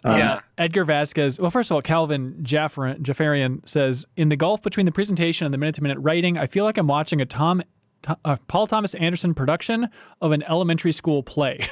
Am I crazy? Am I the only one really bothered by the level of writing? I'm not trying to be negative. I like the game a lot, but can't we aspire to be better? I definitely thought it was going to bother me, the writing overall, much more than it does. The occasional moment here, Edgar Vasquez gets to it. He says, I might be in the minority on this, but I've already been pretty meh on the remake. I get a very Star Wars prequels vibe from it. I do think the story they're trying to convey could be interesting. Most of the dialogue is terrible, and the voice actors are just doing the best they can with it. There's a part where they can ask Cloud if his parents are still around. He says no, and then Avalanche answers with a cheery, and gives a thumbs up. What the hell? First of all, Edgar, I went back and looked at that scene. They don't give the thumbs up. They give a lot of thumbs up, but it's not directly after that. But that is definitely a moment where they all just kind of go, and it is that weird Kingdom Hearts pacing that Kyle was talking about, but it is few and far between where I'm really bumped by that stuff. Yeah, and I would say that, again, I feel like people who are either just not as invested or even disenchanted by this story could look at this with a critical perspective and say like, this is not as good as anybody's saying that it is. And I also feel like, that's true. But you know what? I'm having fun, so. Of course. Kate Gronlund says, powerful speech writing. Powerful. I don't know what to say. It's a lot of nostalgia. Okay. I know. Kate Gronlund says, this is literally the only game I can think of that had a character's dialogue get cut off by someone else talking. I'm so used to having games having a character stop speaking halfway through a sentence to then have the person who, quote, cuts them off load their dialogue a second later, leaving an odd silence. To me, it just shows how on point Square Enix was for this glorious game. So he's kind of going the opposite of like, it is that classic RPG thing of like, well, the only thing we have to do is I interrupt, Senator. It's like that weird pacing. And I feel like games this generation have been a lot better about it, but that exact problem, I think, is what people like Edgar Vasquez are noticing. But Bo Bakken says, anyone else here weirded out by the amount of S-bombs in a Final Fantasy game? I know the original had some coarse language, but I expected Barrett to throw out a couple PG-13 curse words, but even the slum inhabitants are just casually swearing up a storm as I walk through the streets. Am I alone in finding this jarring? That was one of the notes that I made, that it feels so weird and out of place. It's interesting to hear that the original also had that, but like getting called a punk ass by the weapons dealer, it's like, what is this? This is not necessary, and it also feels weird with the kind of wholesome tone that everyone else has too. Everyone's so happy to be doing everything and trying their best, and then it's like shit this, shit that. Right. Yeah, it is much more common than I expected going through it, but I guess it's fine. Let's see. We have boy, do we. Well, Derek Maldonado says, hey, the voice acting in this game is tremendous, but I really want to give special appreciation to Erica Lindbeck, Jesse's voice actor, a person that in my eyes has risen to prominence since being in the Dragon Ball Broly movie. She played Chi-Lai in the Broly film. She helps gives life to a wonderful, thirsty-ass, positive character that I mainly remember from the original as the person that helps open doors. Yeah. Bob Buell says, I don't know if you guys noticed, but Wedge is fat. For keen-eyed fans, there are a few very subtle, very subdued jokes and jabs at him. Oh, and he's also a bumbling mess who gets severe ass-related injuries. Wedge, so I'm going to have to go back and play the game. Wedge feels like he got the enormously short end of that stick and is such a non-character right now. Maybe they'll do something to make him more than a one-note character, but we shall see. I don't think he's a one-note character. I think the comedy in him is one note, but I don't think he's a one-note character. I don't think so either. There's one touching moment where they're parachuting back into town when Cloud gives him the reassurance that he did something. He helped out by taking one for the team. Yeah. That was a nice moment. Yeah, I agree. The music is just like classic cheese at that moment too, and they're like, "We're on top of the world." Yeah. Bob Buell had mentioned that in MinnMax the other day too, and it stood out to me because I think there are those jokes, but he, at the same time, to me at least, he could have been a skinny character model, and throughout the interactions that I've had with him, I would have just thought that he likes eating pizza a lot. You know, right? He, and aside from the fact that he gets shot in the ass and then he has to pull down his pants and they spank him. Yeah, and Jesse's like, "Whoa, look at that butt!" Boink. Yeah, but I appreciate that he comes off as a very genuine person. Yeah, and I don't feel like it's the typical we're picking on the fat guy kind of character or fat people are stupid. It's close to that, man. Yeah. It is. I mean, going through it again, especially, it is so much of like, oh, don't got me working on an empty stomach. I need to refuel, and he's constantly just like banging on his stomach and looking at it like. Just wants that Midgar special. Oh, that sweet Midgar special. That with a Cosmo Canyon on the side. Oh boy, oh boy. But I think for me it's just that he is such a likable character and that he is the kind of person that, I mean, and it's the way that he tries to bring everyone together, and he cares about all of his comrades and stuff like that makes him feel like a fuller character, I guess. Not full enough. Oh, Jesse. I like the little detail early on. It's so subtle, but I think there's kind of an implication in the start of chapter 2 that Barrett, the reason Wedge is around is he's like the city layout guy. I think Barrett has some reference to like, oh, where we're at, Wedge or something. So I love those different specialties for everybody. But then on top of him being like, I don't think he's one note. I agree the comedy about him being fat is too much. But like being the city layout guy, and then also the most defining part of his characteristic that he loves cats. Weird little thing about, I like cats too. This game's a little bit weird with cats. Like, I feel like I've got a lot of cats in the first 4 chapters. Nasir Siddiqui says, have you noticed a sort of running theme? Okay, this is why the community is smarter than us. Have you noticed a sort of running theme throughout the game involving dogs versus cats? Shinra's mascot is Stamp the dog, and the first non-human enemy we fight in the game are guardian dogs. Also, during the scene at Jesse's house in Chapter 4, when Cloud is waiting to break in, there's an obvious parallel with the 4 cats in her background mirroring Jesse, Biggs, Wedge, and Cloud. Wedge is also a huge cat fan and even gets chased by the guardian dogs in the battle at the end of Chapter 4. Nasir, you're very smart. Yeah, usually a lot of times I'll tell people to unsubscribe. I think he needs to resubscribe. Well, there it is. Robbie Flanagan says, is there something you folks saw fleshed out more that you truly enjoyed and was happy to see? Conversely, was there something that was fleshed out that you wish would have stayed shorter or simpler? That's a good question. I can think of one. I've loved the fleshing out more, like Avalanche in particular, I think is just incredible what they've done to those characters. But the one thing where the main lore beat so far, I'm like, I don't like this, is the idea that this Avalanche we know and love is one part of a larger Avalanche. Oh, sure. Yeah, that's a seed, man. that I know they're going to be doing more with it later, but it kind of robs the power of like the lovable rogue group of Avalanche in my mind that like, oh no, there's like this larger kind of militarized aligning with Wutai Avalanche organization that these cool characters were kicked out of for being too extreme. Yeah. It feels a little bit like, oh yeah, in episode 4 in Star Wars when Luke blew up the Death Star, yeah, there was like a whole other rebel alliance that you didn't see that was bigger and more well equipped. It's just like this feeling of like, no, that's not what I want from my rebels, Yeah, not my rebels. Not my rebels, yeah. Not my rebels. Thank you, everybody. Sorry. No, go ahead, Ronnie. No, I just like so far I just haven't thought in that context of just like what maybe they would have been better to just kind of pull back, because any sort of like just expounding anything in this world just feels like such a treat. And so far most of it doesn't feel completely out of line, but I do agree with what you said, Ben, where it does kind of take a little bit, those implications mean a little bit more in terms of just like how we look at these characters. Mm-hmm. Yeah. I might be skipping ahead a little bit, but does Roche count as something then fleshed out that I could do without? Okay, here we go. Let's break open the seal.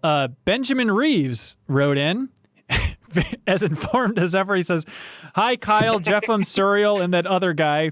I'm a big fan of the original game. A few friends and I actually did a game club for the original a few years back, which is kind of like a deepest dive. I think you'd like it. Anyway, overall, I'm really liking this remake. However, does anyone else really hate Roach? The crazy soldier on the bike. To me, he seems like an early contender for Dork of the Year, and every time he comes on screen, I groan. An insane dude who is really good at everything, speaks in mediators, and is immediately obsessed with the main character. I'm pretty sure I've seen this archetype in Japanese media before. So what's the deal? Who likes this kind of character? He's not funny, and he looks like a doofus. The way he's able to break the laws of physics and he whips his bike around in odd angles is completely ridiculous and really bothers me too. Anyways, I really hope he doesn't become a big part of the story going forward, but can anybody defend this guy? What am I missing?" Thank you for writing in, Ben Reeves. Yeah, when I first saw that guy, I thought this has to be a character from the original because he's so stupid. Don't pin that on us. We're not associated with him. That must be what some designer thought was cool back in the 90s. and then when I learned that this is a new character, it blew my mind. It was like this, in 2020, a designer thinks that this guy is cool. and the thing about the physics is right on that it's like a kid playing with a little motorcycle toy and flipping it around and thinking that looks cool. It just, every time he came on, I could not believe what I was seeing. My first thought was that he felt like he was pulled out of a contemporary Final Fantasy game, and he does not fit the narrative of not my Final Fantasy VII, not my world, man. I realized he is Chris Pratt combined with Woody Woodpecker. Like, that's the character they're going for with this guy. But at the same time, controversial opinion, I like him. I like seeing him on screen. Okay, I get. Unsubscribe, man. I'm gonna do you one better, Ben. Yeah. I love Roach. Roach boys! Hell yeah! I loved Roach. I thought he was so absurd and silly and over the top. You know who I thought of? I thought of in Legend of Zelda, the one that no one played except Ben Hansen, Skyward Sword. Yeah. Groose. Oh, that's right. Okay. Groose is loose in the hoosh. He's pretty much. I'm having some issues with Patreon. Where do I unsubscribe? I'm sorry. I'm trying to Can I get my money back from previous months? I'm trying to unsubscribe from Ronnie's Discord call for saying Roos is loose in the hoos.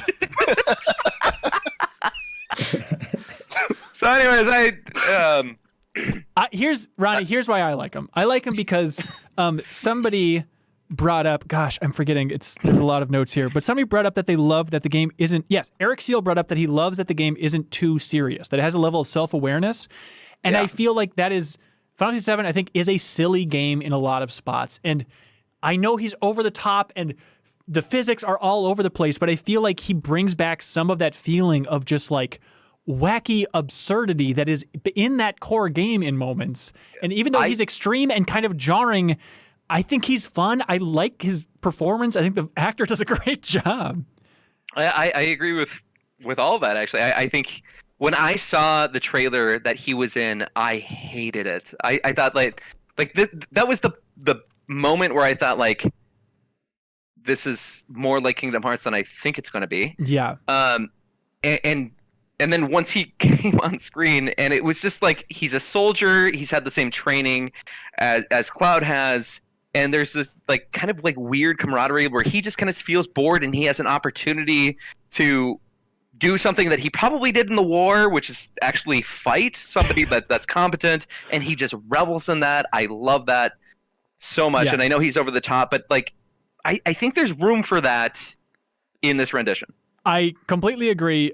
He's impossible to criticize. And I like too that like the first time you see him when he's just like leaning back against the wall as the motorcycle goes by, and like it is a second before he's like, ooh, mwah. Like he's just like into it immediately, like, you know, basically Pepe Le Pew or something, but I'm still on board. But yeah, and just like the stuff he says where he's like, until one of our flames is extinguished, our dance will never end. And I love like before that boss fight, how he heals you fully. And he's like, here's to a fair fight, my friend. Like, I think that's so fun. Yeah, I was going to say the one nice thing that I can say about him is I do like that he is so in on that rivalry between you to the point where he will knock out the other enemies that are in that arena just to save you. And then he says something like, try and stay alive so that we can fight each other in the future, basically. Yes, I love that. Yes, I think I understand probably, well, I mean, here it splits down. Daniel Willett Pine liked him, and he liked that he makes motorcycle fights or motorcycle sounds like he yells "vroom." Christian King says, I could not stand him. Patrick Henderson said, did Roach take the title for the sweetest mullet in the Final Fantasy series? So it's all over the place. But I do love the idea of like just having some other personality early on. Even though they move Sephiroth up, it's like if they stuck with the bad people are all just Shinra, like they have some personality. Some of them are fat, but there's nobody that really pops as like a villain in this section. And so I like the idea of just packing as much personality as possible into this one jackass. They sure did. they packed that jackass well. And there are a lot of villains in this story, and the strange thing is they could have taken any of those villains that do have a lot of character and put them just a little bit earlier in the story and probably had that same sort of experience, but that they made a new character like this that plays more of like this fun little rival to Cloud. I think it's going to be fun. Yeah. And I can't wait to see where it goes. And we learned from Dirge of Cerberus that Hojo has a ton of character. I mean, they could have just kept his laughing scene from Dirge in this one. I heard it was the same soundtrack too. So there was one person in terms of how they felt in the original versus this new remake. Heidegger felt much more menacing to me. Oh yeah, he was just kind in a quick scene. Yeah, he was kind of a bumbling oaf in the original to me, but just based on his dialogue. Yeah, but he looked like a menacing figure in this remake. Jeff, that's the guy when they show like President Shinra in that real quick scene where they're talking about real quick, last thing about Roach. I feel like I'm blowing the pronunciation. Roach. I don't know. Okay, thank you. So Kevin Robinson has a great note saying Roach is actually wielding the same start. Damn it, deep cut. Roche is actually wielding the same starter sword Zach uses in Crisis Core. It's definitely a cool reference to third-class soldiers having standard equipment compared to first class getting more specialized equipment like the Buster Sword and the Masamune. That's a great suggestion there. Yeah, that's an awesome little tidbit of trivia. Yeah. Also, I don't know if you noticed, but he's boners for motorcycles. Hey, I did notice that actually. Several people write in saying he was boners for motorcycles. There is let's see. I do have something that relates to that. Tom says, it seems clear that part of the DNA of Final Fantasy VII is, quote, sick motorcycle fights. A topic explored from the original and fleshed out in Advent Children and personified with Roche in Chapter 4. Also, Dirge of Cerberus has it. Dr. Big says, Chapter 4 was a sweet treat. The opening of that chapter was surreal to me. The music blasting. Ride. That stupid song. The music blasting while speeding through the corkscrew tunnel feels so, so good. I used to be a Tifa man, but I think Jesse may have won my heart in this chapter. That's sweet. Darren also says, during the motorcycle section in Chapter 4, I basically said out loud, I'm liking this game. The motorcycle segment felt like it was from the late 90s with the rock music playing, and the way it was designed helped make it feel more unique than most AAA games nowadays. I think that's why I enjoyed it as much as I did. I wasn't that crazy about the motorcycle scene. Where were the rest of you on that? I really liked it. Really? Yeah, I don't know. It just kind of felt like it was just like a change of pace and just kind of saying, "Yep, we can go in unconventional directions." And I actually had fun doing it. It felt so. I don't know. It's like I hate that feeling where it's like, okay, I'm boosting and there's an enemy directly in front of me and I just can't quite reach him. I know you have like the long range attack, but it just feels so gross to me. And it feels like mechanically it is 70% the same as it was in the original game, where it also was like, all right, it was fine back then, you know? But in this day and age, it just feels like the motorcycle section from Crash 3 or something. You know, it just feels like so weird on a physics basis. Yeah, it felt kind of shoehorned in. And it also it lasted a little bit too long for me. Yeah. It was a fine little diversion, but yeah, I think 5 minutes shorter and I would have been more on board with it. Yeah. Beaten Down Brian says, during the motorcycle chase sequence, there are 3 different cutscenes you can get with Jesse at the end, depending on how well you do. My first time doing it, I took a bit of damage, and at the end, Jesse teases Cloud about his bad driving. My game crashed as the next scene started, though, so I ended up having to redo that section, and this time I got through it relatively unscathed. This gave me a different cutscene where Jesse praises Cloud for his amazing driving and asks if he wants a reward.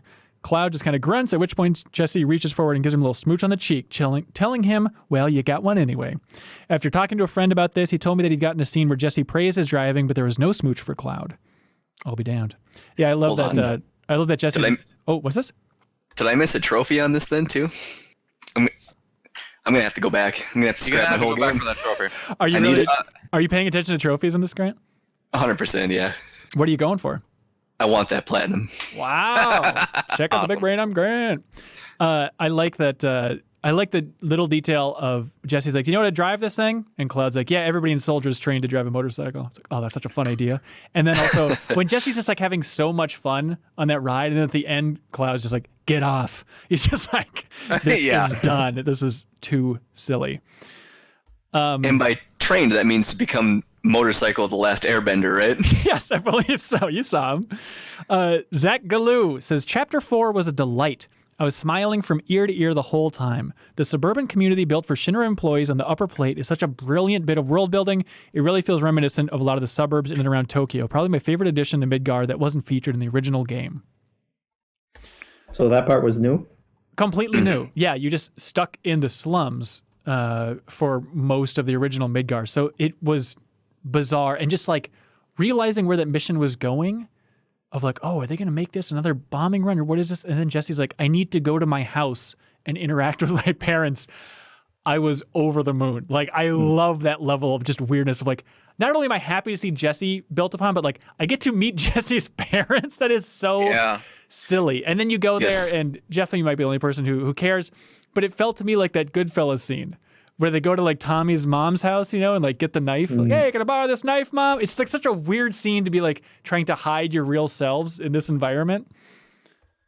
Craig Marshall says, what I find funny is how none of the NPC characters react to how the main crew is dressed. After the opening mission and they're on the train, the passengers are talking about the terrorist attacks on the reactor. Our gang is dressed in full combat gear, including Cloud with a gigantic sword and Barrett, who's a mountain of a man with a giant gun on his arm.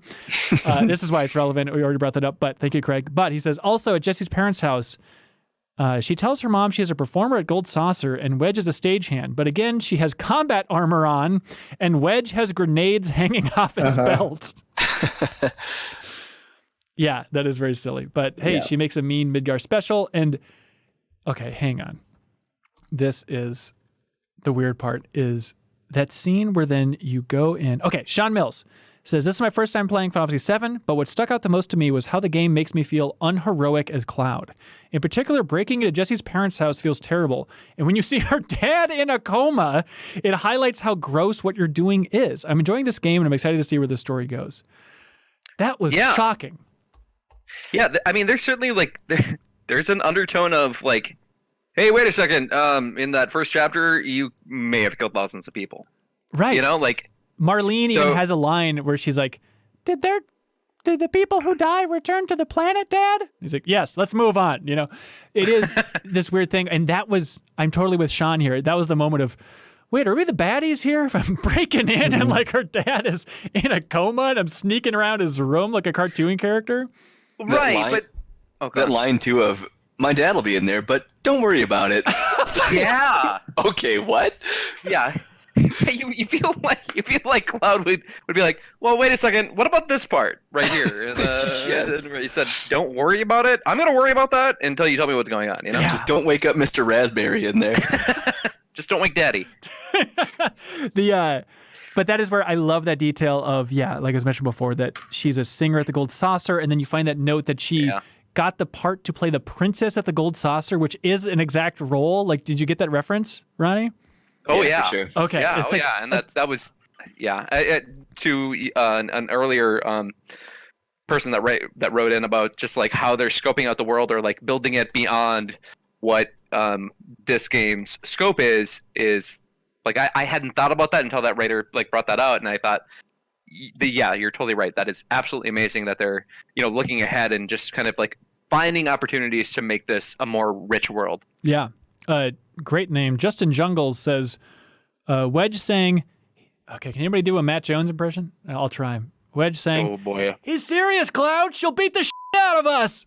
Oh, that's good. Is the best. Good. Thank you. Is the best line of the game so far, and it's so much better coming from Badger from Breaking Bad. I was laughing at that one for a while because it's so out of left field. And that is tying into. I really like that moment too, and just how genuine he is and how scared they are of her. Yes. For that idea of like, don't tell her that about why, like what propelled her to get into trying to save the planet, to get into planetology, as they put it, is that idea that she thinks her dad's soul is being trapped in this limbo and in the coma because it's still part in the reactor. So she has to blow up the reactor so it can fully be consumed by the life stream, which is like, what an awesome idea. That's like new VII lore that's really interesting. Yeah, and I heard that part, and I remember thinking to myself, like, I don't quite fully grasp where that's going. And so, Ben, can you say that one more time? Oh, well, as they explained that, hang on, Jessie's not on the line, is she? What do you expect us to do with Jesse? I was really hoping.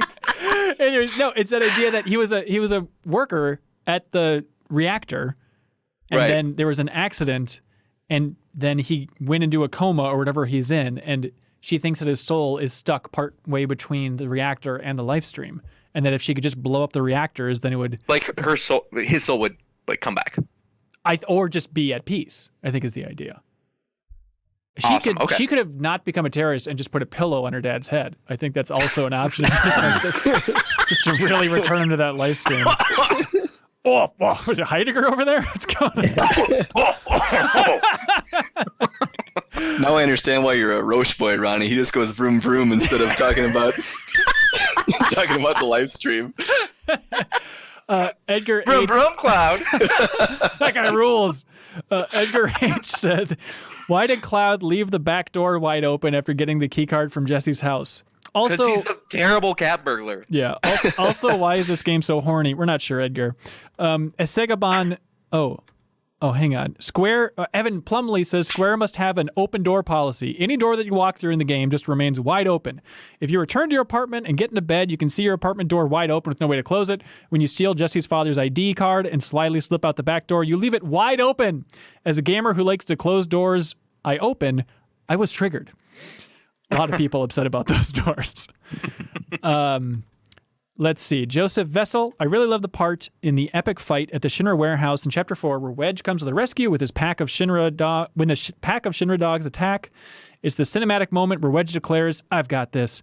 And you think he's going to do something really epic. Instead, he pulls out a dog whistle and runs like crazy. It seems so stupid, but they pulled it off so well that it genuinely made me smile.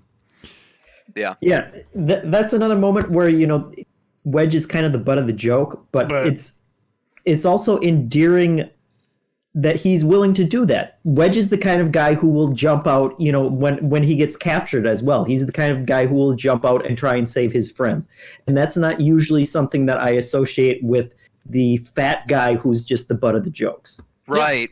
Before that, I kind of wondered, like, is he kind of the coward, like the guy that they just like kind of keep around? But like that was the moment where he says, like, no, I'm totally invested in this, and I'm going to try to save you. I really like that as well. Yeah. So Yeah. And before they invite Cloud on the second reactor mission too, right before we cut this game club off, or this deepest dive off portion, Wedge tries to volunteer too, but they make him stay back to take care of everybody left at Seventh Heaven. It's not like he's afraid to jump into the fray. He wants to help out. Right. Yeah. Yeah. Absolutely. Okay. Should we keep rolling with that? What did you think of the big boss fight then, with Roche? It was good. And that's the kind of insight you can expect from the deepest dive. I think honestly that the mutant hound in the one side mission was the battle that gave me the most problems. Really? I don't even remember that one. I don't think it was that. I think I did it out of order or something. I died a couple times there, but the Roche one, I think I must have had like a limit saved up or something like that, so it didn't take too much for me. It wasn't. Yeah, I mean, it wasn't difficult, but like there were I feel like a couple of different parts of the fight, and the first part of the fight was deceptively kind of like simple, and I kind of wondered to myself like, is that kind of it? And then it changes a little bit, and he becomes more difficult. And there were definitely some times where I was just like, oh, I'm 200 health left. Oh, for sure. He packs a punch, and like, especially in that second phase, he does more of those charging attacks where he starts to repeat the same lines over and over again, which was kind of annoying. But still, I love the idea of the fight of like, people have said the fights are really chaotic. They can't track everything, jumping between characters. I love that it's just like, no. It's just mano a mano, just you and I, and just like this weird circle vibe was so fun. That was the first fight where I had to plan how I was going to use my ATB. Yeah. Knowing I was going to take some damage, and stepping back a little bit to heal instead of just going full offensive. Yeah. Yeah. And before that even, Jesse Spencer says, hey, how are we feeling about summons? Is it random for them to begin charging? If so, it was one of my biggest complaints with Final Fantasy 15 was the absolute random nature of when you can summon, and to me would be one of the biggest departures from the original. So I used Ifrit for the first time there because it seems like it's only available for the larger fights. What do you think of Ifrit? I loved it. I thought that was just so cool, and I was excited to see that the battle lasted long enough for me to check out both of his abilities, because he's got one that is just 1 gauge and one that's 2 gauges, and I don't mind that. I feel like summons are these big, grand, amazing things, and in the older Final Fantasy, you can literally summon a god to kill a frog. Like maybe it makes sense that they will show up when you're in need. I'm cool with that sort of lore change. Yeah. Tristan Phillips says, I really enjoyed the Shinra guard holding back the elderly woman with a broom after you caused a distraction for Jesse's mission. Apparently she was so angry that it could be waifu invading. I assume that's an autocorrect and he meant Wutai. But that it could be waifu invading. She was willing to fight a fellow Shinra guard with her broom. That is fun. Xavier Perez says, I love the parachute scene. The whole sequence with Cloud strapped to Wedge and parachuting off the plate back to the slums is one of my favorite in recent memory. It also feels like one of the first moments that humanizes Cloud with him cracking jokes, like you're saying, Grant, instead of just being the cold, silent Merc. Also, Cloud parting with Wedge by saying, really sorry about your ass, is absolutely fantastic. Time Bob Tom says, after landing from the parachute, if you go to the playground, there's a creepy little girl who likes to play at night, which creeped me out a little bit. That's a great point. I like that Shinra left only 2 parachutes there. Yeah. And like Jesse's dad knew about it. It's like anybody could walk down and get this and then have a great time parachuting down to a pretty cool slum overall. Yeah. Joe Halaska says at the end of chapter 4, after you return to the slums, Wedge tells you about Jesse's house. Obviously, it's part of the story, but come on. We all know he's talking about Jesse Pinkman.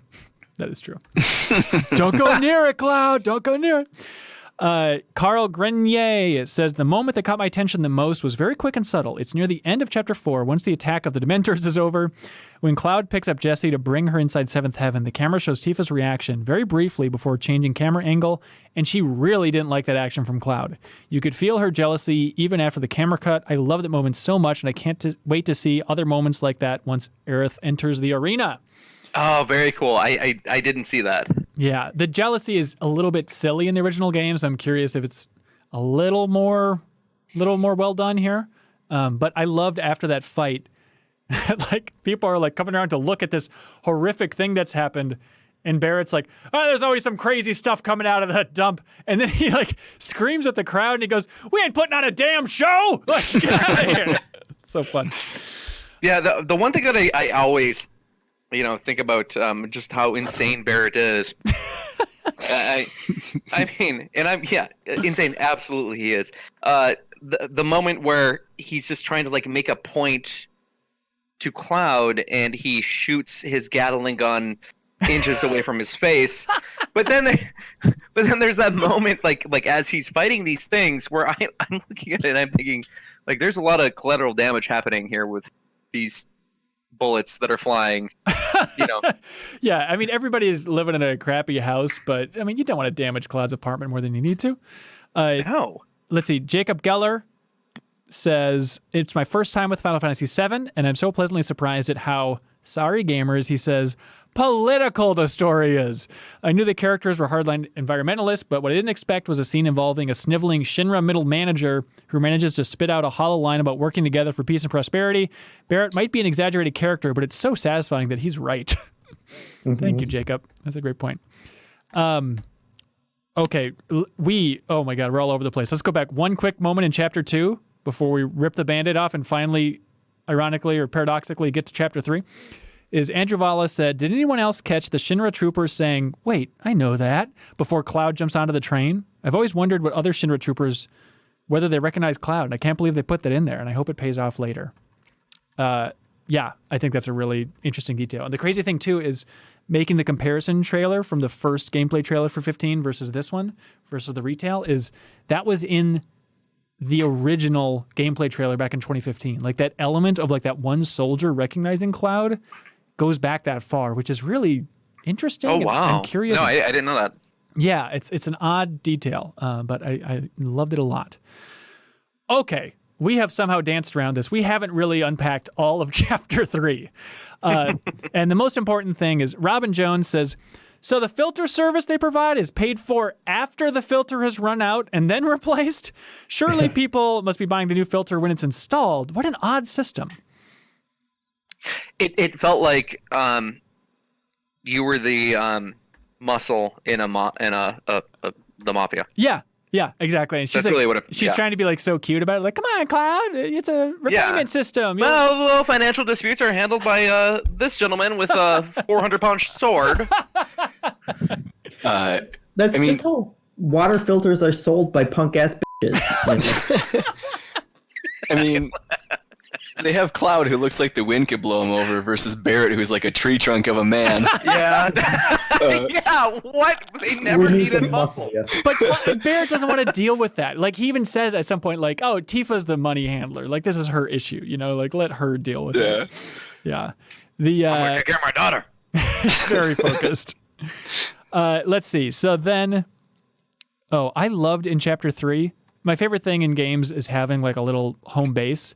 And early on in chapter 3, when Tifa's like, let me show you your apartment that you can stay in. I'm like, oh my God, Cloud has an apartment?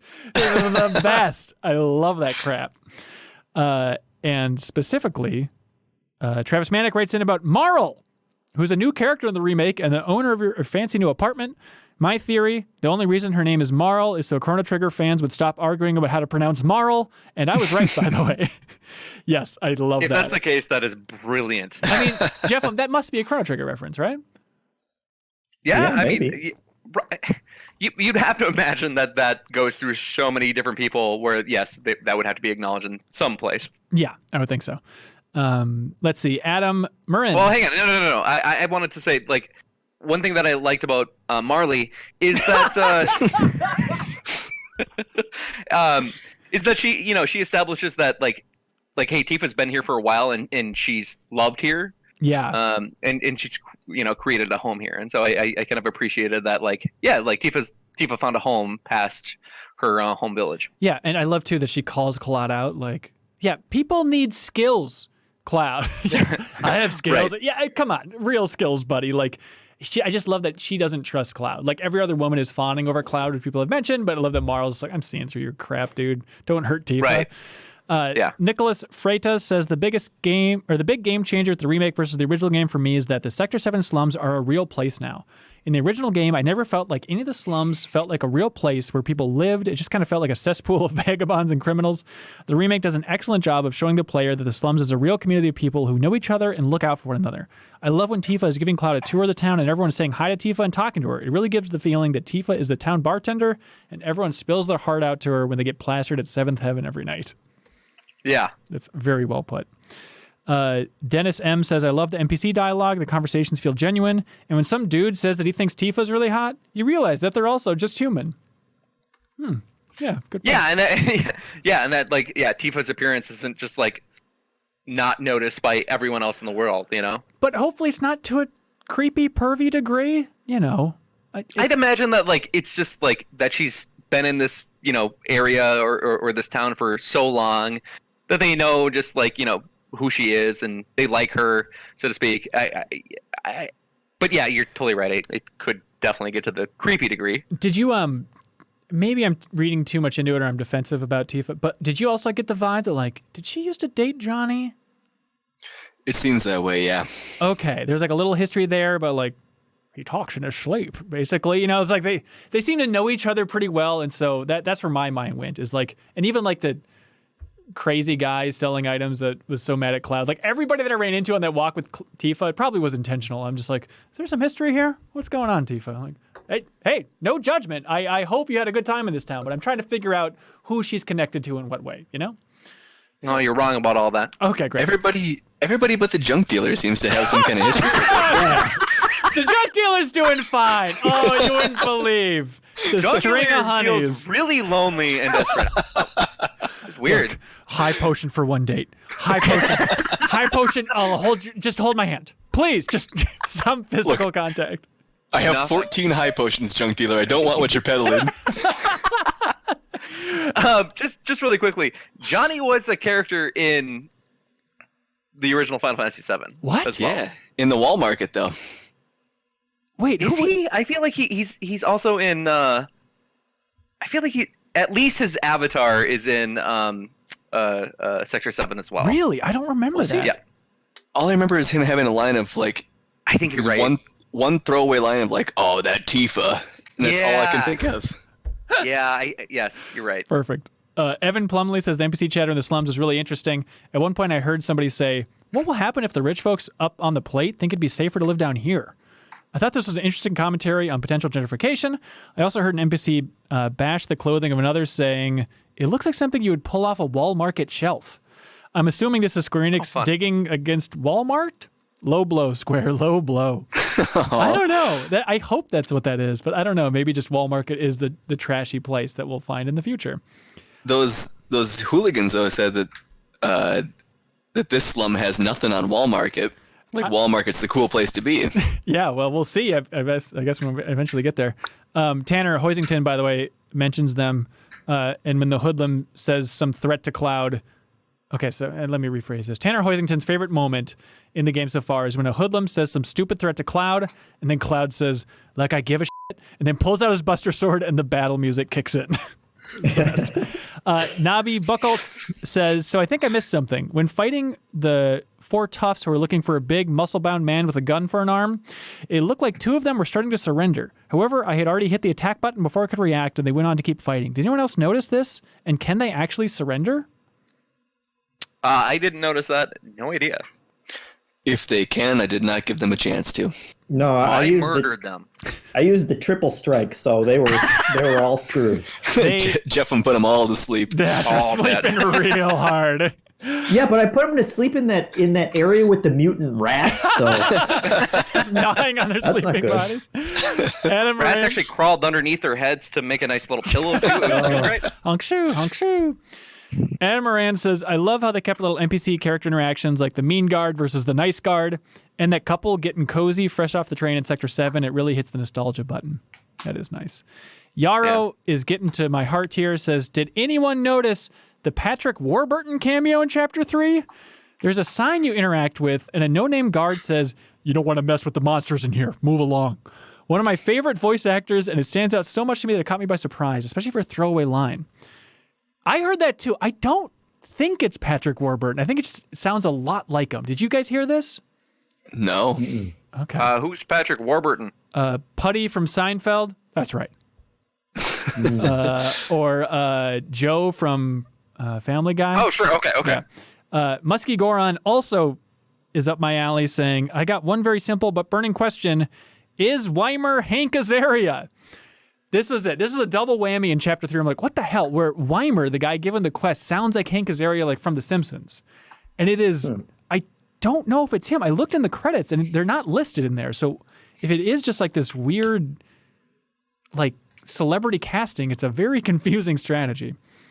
Forrest Lastman, the writing of the town is shockingly well done. You'll find conversations around every corner in town, and people talk about everything from big events in the world to small personal matters. I also love the fact that as you complete missions and side quests, people's dialogue updates to reflect what you've done. Like Alan Liebold notices that Wedge apparently has some of the slum residents thinking Cloud is a merch instead of a merc. A couple of them can be heard saying things like, is that the guy Wedge was talking about? He doesn't look like a merchant to me. And I wonder what he sells. So like, is the idea that Wedge is just confusing merches with mercs? I love that. That's probably my. I didn't experience that, but that's probably my favorite part of that whole thing. That was one point where, like, as I was kind of running down one of the hallways of the town, I had this moment of just like, man, I've heard that dialogue a lot. I kind of wish that this would go away in RPGs. I hear you. Alan Liebold says the sheer amount of background chatter is staggering. Something that started to bother me a little was the constant scroll of subtitles taking up screen space. I ended up turning chat log off in the options, and it helped me a lot. Yeah. I guess. I'm sorry, Ron, are you eating a frozen burrito over there? Or? Gotta be. I don't know what you're talking about. So I did a quick search, and Weimer is voiced by Andre Sogliazu. Oh, that's his pen name. That's Hank Azaria's pen name. And Patrick Warburton. No, that was not Patrick Warburton in the Final Fantasy VII Remake. I searched for Patrick Warburton's Twitter account to see if he's ever mentioned Final Fantasy, and it's not in there. But it's clearly a weird sound to like then. So Rob Hudak says, oh, there's a little boy who is like, he says some line where he's like, assessing candidates or something like that. And he said, there's a little boy crouched in a metal container pretending to be a scout surveying the terrain. There's a part of me wondering if that boy's in awe of seeing an ex-soldier strolling around his neighborhood, serving as an inspiration in a similar manner to our Baby Blues protagonist's childhood. Also, was anyone else conflicted when they saw the guy outside Seventh Heaven struggling with the barrel? I wanted to help him, but at the same time, I didn't want to deprive him of that personal victory. I don't know what he's talking about. The guy with the barrel? I didn't notice anything. No, I didn't either, but that's also just... There's a guy there's a guy who's just trying to push a barrel up onto like a cart or something. Oh, okay. I don't know that if you can interact with him. I don't think you can, is what he's saying. But Zach Rigney loves that the guy is doing exercises or doing the squats with the basic animations from the original game. Ryan Pretz says, this game committed the gravest of sins in this day and age. Not being able to play the pinball machines in Seventh Heaven. What's up with that? They even go as far as to make the score all sevens when someone activates a pinball machine to go down to the secret hideout, pouring more salt on the wounds. It's absolutely unforgivable. Yes. I wanted to play that sucker when I saw it. I know. Darts are fun. What do we want? Darts are good. Andrew Vala says, I love Marl. As for Chadley, it's early in the game, but I can already tell that this robot boy is not only going to be around for the rest of the game, but he will probably haunt me for the remainder of the series. For the love of Bahamut, Omnislash this creep into Jupiter. he's going to be in the last place of the entire game. He's going to be down there and be like, "Did you assess 145 enemies?" I did not, good sir. It's basically like a Nook Miles system from Animal Crossing in here, right? Like he just wants to do these little things, and like I did a couple of them. I guess I did everything you wanted. Then I looked in the material he was making, was like, chump change. Come on, Chadley. I'm still gonna do it. There were some good ones. I'm assuming they'll become that you can get them later. But isn't he the one that you get the auto cure materia from? Yeah. That is true. Yeah, I think then they say that he makes stuff that won't be available anywhere else. So they're forcing you to like Chadley and that confusing bandana that I keep thinking is a bird on his shoulder, but it's not. Yes, whatever the hell that. If you say that's a bandana, then I guess I have to believe you. But that Wait a that's second. confusing me too. He has something useful? I assessed one enemy. Oh god, I blew it, guys. Yeah, Grant, you got it. Hang on. We're saying he might have something useful. I mean, I can live without auto cure. I can take care of my posse myself, I guess. Is it worth hearing Chadley's voice one more time to get that auto cure, Grant? No, I don't think it is. Unless there's a trophy attached to it, then I'm in. Chadley's my boy. There's a trophy. It says "Tolerate Chadley." No. That's the last trophy. It's actually gold. Yeah, it's very rare. Chase Klein says, "Chadley? Really? His name is Chadley? Like a cross between Bradley and Chad?" Why? It's very good. Can I rename him Chodley in my game? Oh, please. Henrik Mortensen says, "Why does it take so long to see the character models in the enemy type menu? I never bother to wait for them to appear before I leave the screen." That it does take a while. Yeah, it really does. With Beaten Down Brian saying the game crashed on him, technically, how's it running for everybody else? It's been great for me. There were occasions when something would look a little low res, Yeah. like doors or things. So my PS4 Pro is a PS4 No. I had to reinstall due to a corrupted data file thing. Ugh. Oh, that's fun. My 1-year-old Pro has just been a joke lately. I can't stand this thing. Weird. Yeah, my base PS4 is running this thing like a champ. It's not too loud. And it looks amazing. Yeah, but everything's looked, honestly, for me, like same thing. Base PS4, everything looks great. It sounds like an airplane. Really? Mine doesn't. Yeah, I mean, like obviously it's showing its age, and everything has looked absolutely great, with the exception of the junk dealer. That one looks a little weird in terms of the face. Yeah. I'm not entirely sure what's going on there, but I don't think it had completely loaded in the high res version of that. and I waited. A long time for it's just that's the guy's face. To be fair, Ron, you have like a full-size cat inside your PS4. The amount of hair in there. Nah, I get it. Hey, speaking of which, Justin Jungle says, "I liked how I was super bored looking for cats in the game, and then Cloud audibly said, 'This sucks.'" Yes. It cracked me up that he said exactly what I was feeling. Yeah. But why include side content like that if even the main character is going to say that it totally sucks? He needs to die. So I did that part happily. The only thing I didn't do was Chadley. I don't know why. See, I love Chadley. I will go to the ends of the earth for Chadley, but I did all the side quests, and then this was the one that I was like, I'm not going to do it. Like I found 3 cats, I think, and then I was like, That was all you needed to find. well, then I found 2 cats, I think, and I was like wandering around the town, like if I stumble across a third one, that's fine, but like I'm not going to cruise the streets looking for a stupid cat. Like it really, these side quests overall are the low point, I think, of this chunk, just because, I mean, when you're an RPG, literally, and your side quest is go kill 3 rats. Like literally, that's what they're having you do. It's like, come on, you guys. Yeah. That was my note, that the side quests feel a bit fillery, but at this point, fletching out Biggs, Wedge, and Jesse is so much more important to me than a couple of side quests here and there. Like I'm willing to look past it. It's cool. Yeah, but I think that's, you know, how you said it. It's just like we're in the stage right now where we're definitely not going to derive any joy from this, but we're willing to look past it. And it's just like, okay, well then this is just, you know, an artifact of the past now. It needs to go away. Yeah, and Justin's point about like why include this and why have your character say this sucks, why include it in the game, like it's a thing we've been talking about forever with game clubs. Like Uncharted 4 I think is a big one with this, where there's a trend in video games over like the last 6 years or so where the writing team and the story team throws the gameplay team under the bus. It always happens like in Naughty Dog games where it's like Nathan Jarrett could be like, what?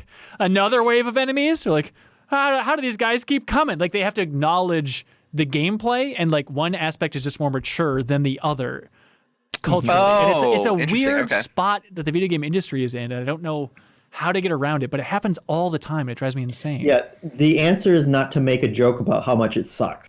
To just have it suck. Just take it out of the game if it's that bad. If it's so bad that you feel the need to recognize it and recognize what you're putting the player through, then. But I think the catch there is I think it's added like that dialogue. And this might be a different case, but it's in like Uncharted. I think it's such a throwaway thing. It's probably like a pickup recording session with Nolan North. You know what I mean? And so it's like when it's baked into the core design, then it's like, and the last stage is they're not going to rework the entitled battle system. It's just like, well, we can acknowledge this by making some joke about it. So it's just a matter of when it's coming into development, I think.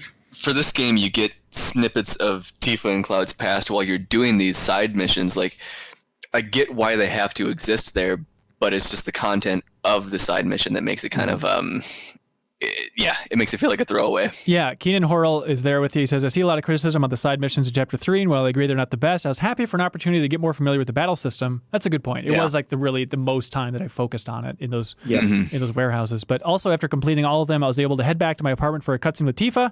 It was a nice intimate moment about what happened after Cloud and Tifa separated as kids. So I don't think I got that because I didn't do the cat thing. Is that right? That's right. Maybe you didn't. So there's this moment where Tifa just like comes and says like, okay, well, let's meet up at my place, and I don't remember the conversation that they had. They talk, I think, a little bit about going out on the town. That was a thing. And she says something about like, hey, what should I wear? And then they give you like 3 options in terms of just like, oh, really? What kind of a dress do you think she should wear on this date? Apparently. Hang on, do I need to go back? But then you don't go on the date, right? I mean, so far, we've not gone on any dates yet. Hang on, it made it seem like the date was going to be that night, but then you end up going on the mission with Jesse, and so I didn't know if I had missed something or. But hang on, if it comes down to I'm going to miss a date with Tifa because I didn't want to find a third cat, I'm going to punch a hole in my TV. She asked you to find the cat. I hope that is the case, Ben. That was so frustrating. Beaten Down Brian says, when Tifa first brings you to the hotel, if you try to enter Tifa's room first, Cloud says, that's Tifa's room. Don't be weird. Okay, Square. Good call. That's nice. I like it. I like that hotel just feels like something out of No Country for Old Men. It's just like such a weird hotel in there. Okay, this is about it. The number one comment that we received, Jeffem, if you had to guess, number one comment we got over and over and over again. Oh man, I have no idea.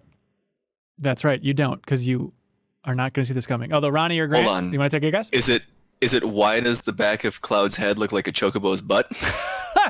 No, I thought the back of Marl's head looked like a chocobo's butt, but I love that we both thought of that. Ronnie, mostly the butthole though, not just a butt. Oh yeah. Well, Marl's face kind of looks like a chocobo's butthole. Ronnie, number one comment. Take your guess. I have no idea. I would imagine it's something to do with Tifa and Cloud's friendship. Incorrect. I don't know. And I wish you would hang up. Adam Marin says, although the original game did a decent job of giving the slums a sense of place, being able to look up at the plate really emphasized that sense of oppression. It's stunning how good it looks, and it reminded me of District 9's visuals overall.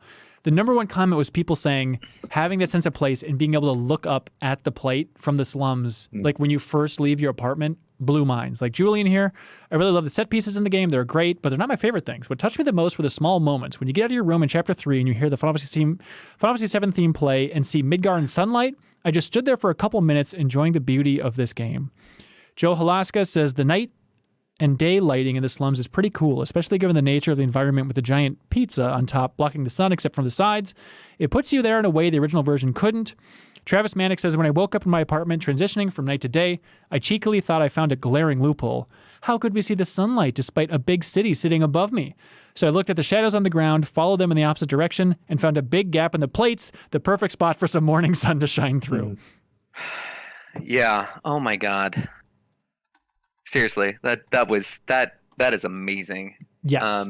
and I'm so happy that the community like that's the number one thing that the community like took away from this. It's just like how oppressive the slums are supposed to be is such a testament to the work that has gone into this game. Because my God, it's so good. It's so good. Is there a part of you that feels like they're getting away from the feeling of Midgar by making it not as oppressive and hopeful now?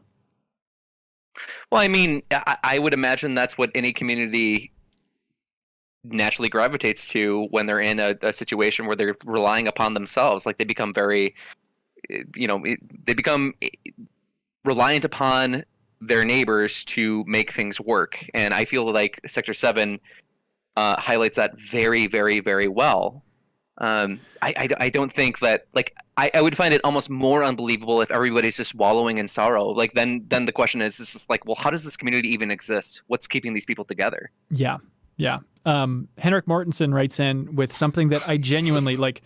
Jesse, I thought about a lot after playing this section, but this is the thing that I've been thinking about the most. And Henrik Mortensen says, I find it interesting that they use the Final Fantasy VII main theme or like the overworld theme while walking around the Sector 7 slums. Yeah.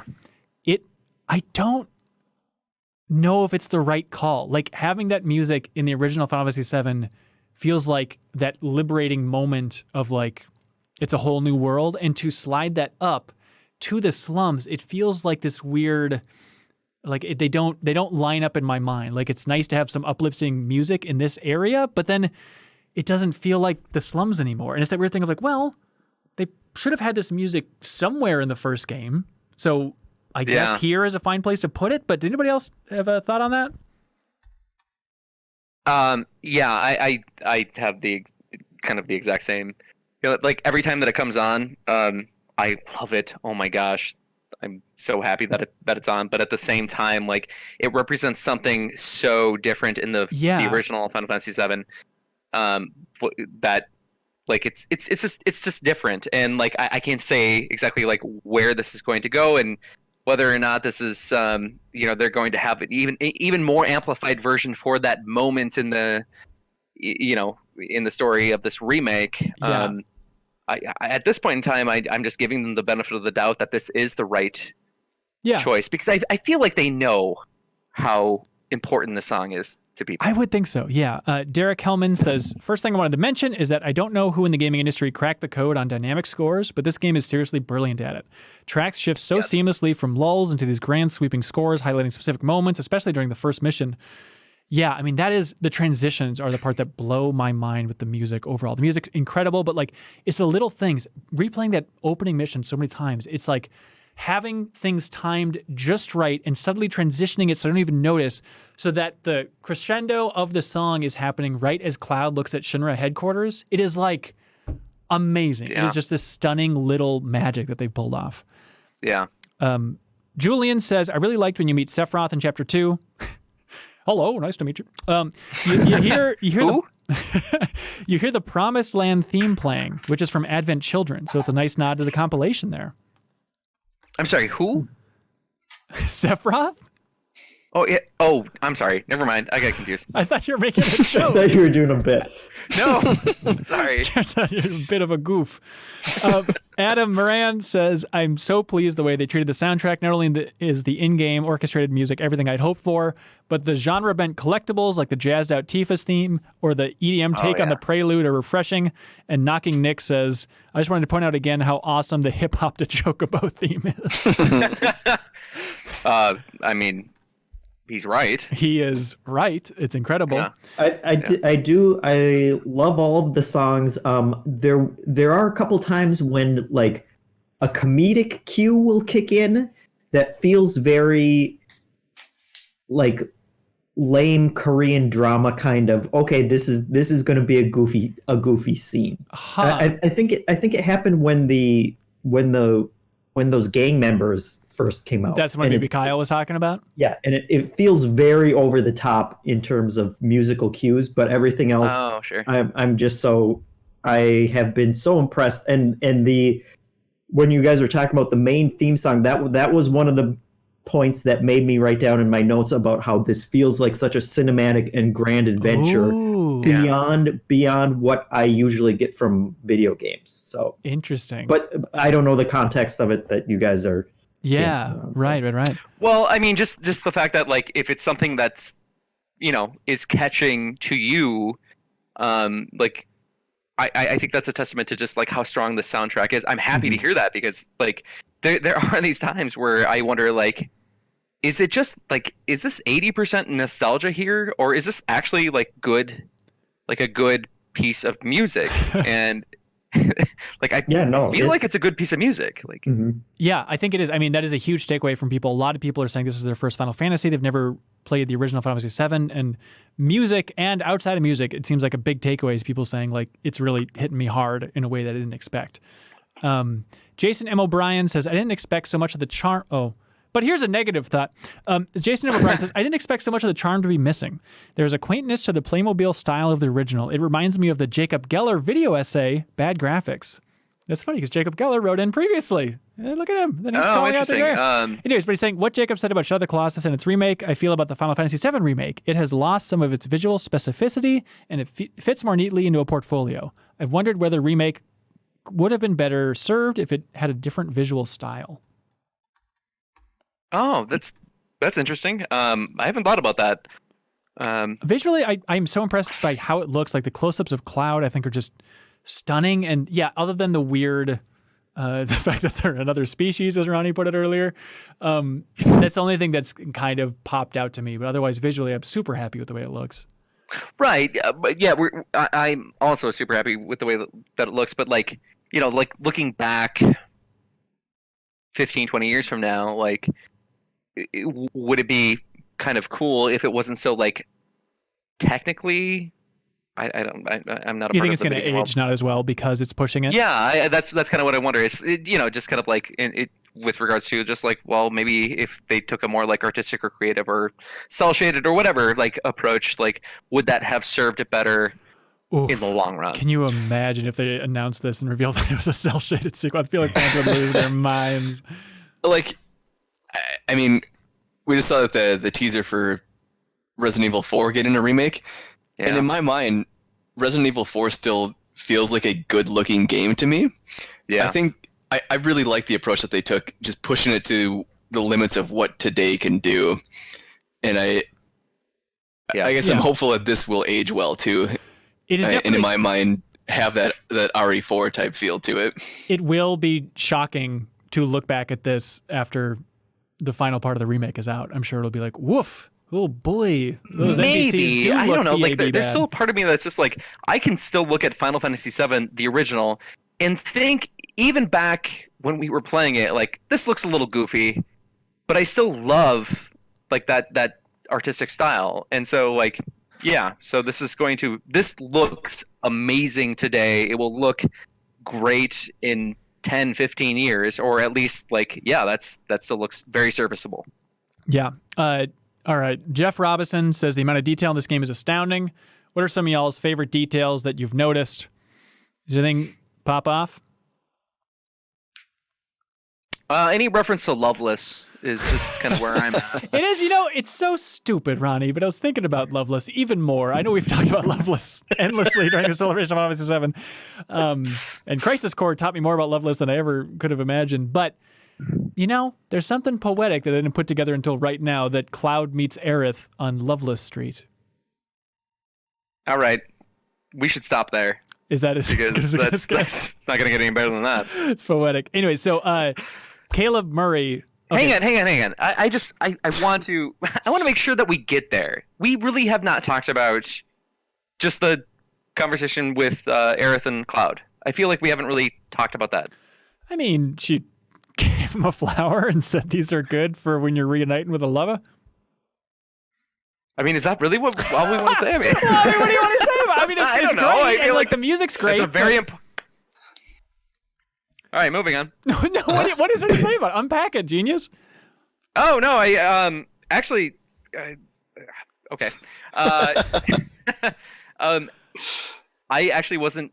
That was one of the probably that scene was something that I thought like I probably had too high of expectations.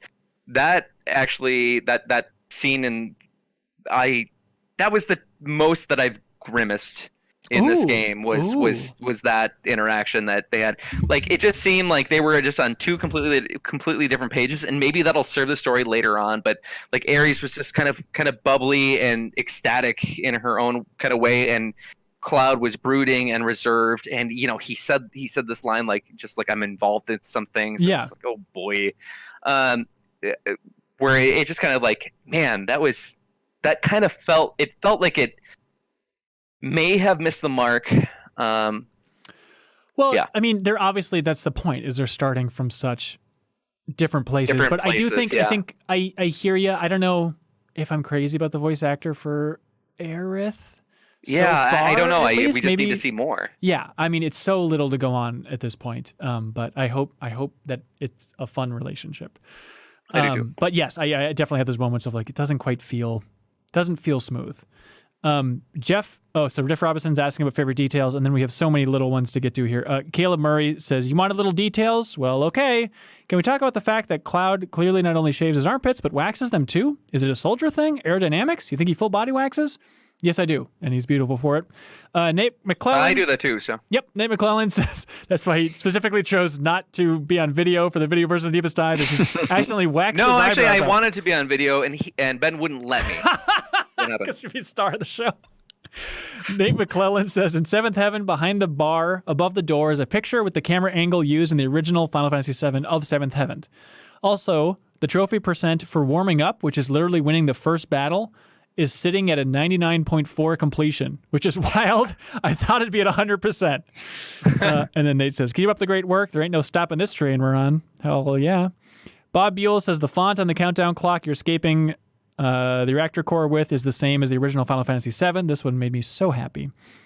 Andrew Vala says, I love how Square Enix loved this game into being with their attention to small details. For example, when Cloud sits down at a rest stop, he'll adjust his sword so it doesn't clip into the bench. Most other games ignore that detail. Very cool. It's a little thing, but I'm tickled Square Enix took the time to animate that detail. Also, did you catch the old Final Fantasy VII save icon on some of the benches and in the top left corner of the screen while saving? I love it. Yeah, a little detail that I loved is, I think this is correct. Please hold me accountable, Internet. But there's posters around the Sector 7 slums for Avalanche overall, like, blow something up, Avalanche, or whatever their tagline is.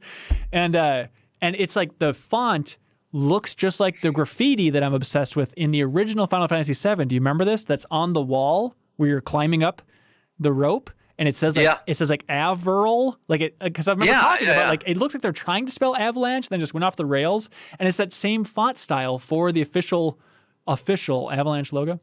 Jeff, you're welcome to fall asleep at any point. That's probably not the case. Really? All right, please, Internet, help me out. Chase Klein says, "Is that wireframe map of Midgar straight out of the original game? It kind of looks like it. It's damn close, and I love that. Have you checked that out on the world map? Like going to Midgar and like rotating around that wireframe? Yeah, I have. It was just kind of recent, or like way into the game, where it's just like, and you can zoom up by pressing square. Yeah, and then it shows it. I'm like, oh my god, like, and then you do it, and it's this kind of like wireframe. I'm like, oh well, I know that. Yes, it's the old classic. It's fun. And then Chase says, anyone else notice that Cloud's animation where he shakes his head if he can't enter something is pretty much the same as the original?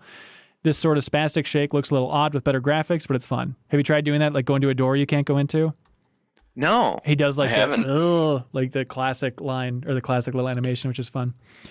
Tyler Carver says, I love how the NPCs comment as you walk past, and a bunch of people ask, hell's up with that sword? I do like that. Like they acknowledge that sword a lot. You know, like even when you go into the weapon shop, it's just like, now I have like a million orders for people wanting a sword just like yours. Yes. Okay, yeah, I really like that. Grim Feather says, the one thing that's bothering me is that Cloud doesn't remove his armor or boots before getting into bed. Get that poor guy some pajamas. Yeah, we agree. Cloud needs pajamas. Beto Q92, don't forget his name. He said, what in God's name is wrong with the doors on the apartment? And then Charles Bean says, anyone else notice the lack of texture on Stargazer Heights doors? It's driving me bananas. It's a beautiful game otherwise. Yes, that is. Yes, we talked about it as well. But yeah, there's one door in particular that doesn't quite pop for me either. Ronnie, do you think, without spoiling anything, do you think Stargazer Heights is like a Cloud Tifa reference? Yes. Powerful stuff. Powerful. Matthew Paxton says, I keep hitting triangle to open the menu. Every time. Oh, I love it. I know it's the options button, but I've played so much of the original that it's instinctual. Yeah, I've had that as well. But I couldn't tell if it's from I've Animal also Crossing. done that. Okay, good. It's kind of a funny thing. Joe Halaska says, so potion is an energy drink? What? I don't know. Is he talking about like the vending machines? Oh. That could be. I haven't thought about that, but no, no. Okay. Evan McHugh says, oddly Heard it here enough, first, you're wrong. oddly enough, one of my favorite moments so far was when I first used a potion. Square's signature effects animation and sound effects just gave me goosebumps, and I got super nostalgic for all the games I've played over the years with all those magical potion animations. That's very sweet. Now, Darkfish Days here. Again, this is all about getting specific. If you haven't noticed, Darkfish Days, nailing it. He says, so Cloud's fee for the first reactor mission for infiltrating a guarded reactor, fighting off military defenses, risking life and limb is 2,000 gil, and yet he gets paid 500 for killing some creatures in the abandoned factory? Cloud must have been pretty desperate when he agreed to help Avalanche. Yeah, I had that same. God, at the very end of chapter 4, there's that moment where Barrett gives him money and he goes, like, don't say I never done anything for you.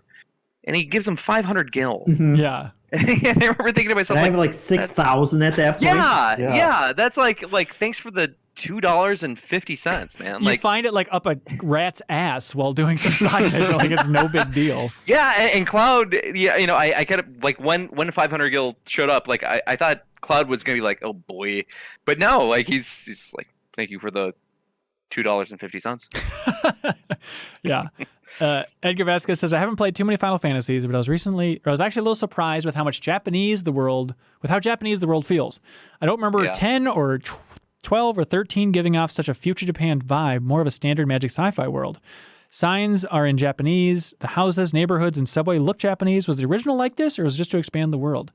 The original is like that. We talked about it a little bit earlier, but that's what I love about Midgar is just what a weird hodgepodge it is. And like, there's a lot of signs in the original that are in Japanese and then some in English and like weird combinations of them. So I love that some elements of that are still here. It looks like, it's like America and Japan's trash heap. Like that's what Midgar is. Justin Jingles has a question for Kyle, basically saying, did any of you beat the darts game with only 6 darts? How many darts can you do? I think that's like the top slot. 7 is the lowest amount you can beat. I think it's Wedge's score with. I didn't do 6 though. I got my trophy and moved down with 7. Yeah, I do want to beat it because I do really like that dart mechanic. I think it works really well, and I love that you're just playing 301. It's fun. And I love that like the finishing move is so overproduced. It's absurd. Mhm. Oh, it's beautiful. Yeah. Oh, little moment I forgot to mention 1,000 minutes earlier. Never mind. I'm sick of talking. Is the I loved in the Sephiroth scene afterwards when Cloud like has that first like, oh, what's happening? And he says some line about like, maybe it's a side effect of being near the Mako or something from the reactor. But before that, when it cuts from his vision back to reality, there's this close-up shot of Cloud, and he just goes like, like he just like breathes, like he's so wrecked by it, and is such a good detail. Sorry, Oh, sure. I just had my own Cloud vision of that. Well, no, I like that's again something that like I feel like is a big component of just sort of like Cloud's story and how he reacts to it. Like it's just it feels kind of congruent with just like almost like post-traumatic stress disorder, like an invasive memory of a thing in his past that just like presents itself in the present moment, and just like how he deals with that is so cool because it completely takes over his entire body. Like that is his reality at that moment in time. I think that's just so great. I think they're knocking it out of the park with those. Yeah. Hey Jeff, weird thing. Where do you think this story is going? If you had to try and guess, what the rest of Midgar is going to be like. You blow up more reactors, All right. and I honestly don't know beyond that. Yeah. Okay, Ben, thanks for chuckling at that point, because honestly, like, that would 1,000,000% be the place where I think everybody would go. Yeah. No, I mean, yeah, it's not outrageous at all. I like having these canned predictions of. I think it's fun to look back on.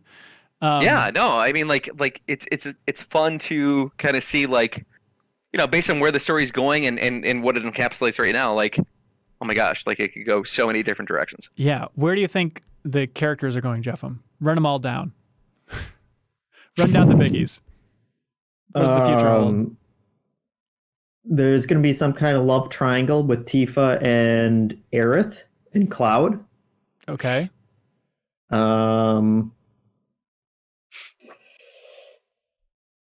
Barrett's daughter's going to die.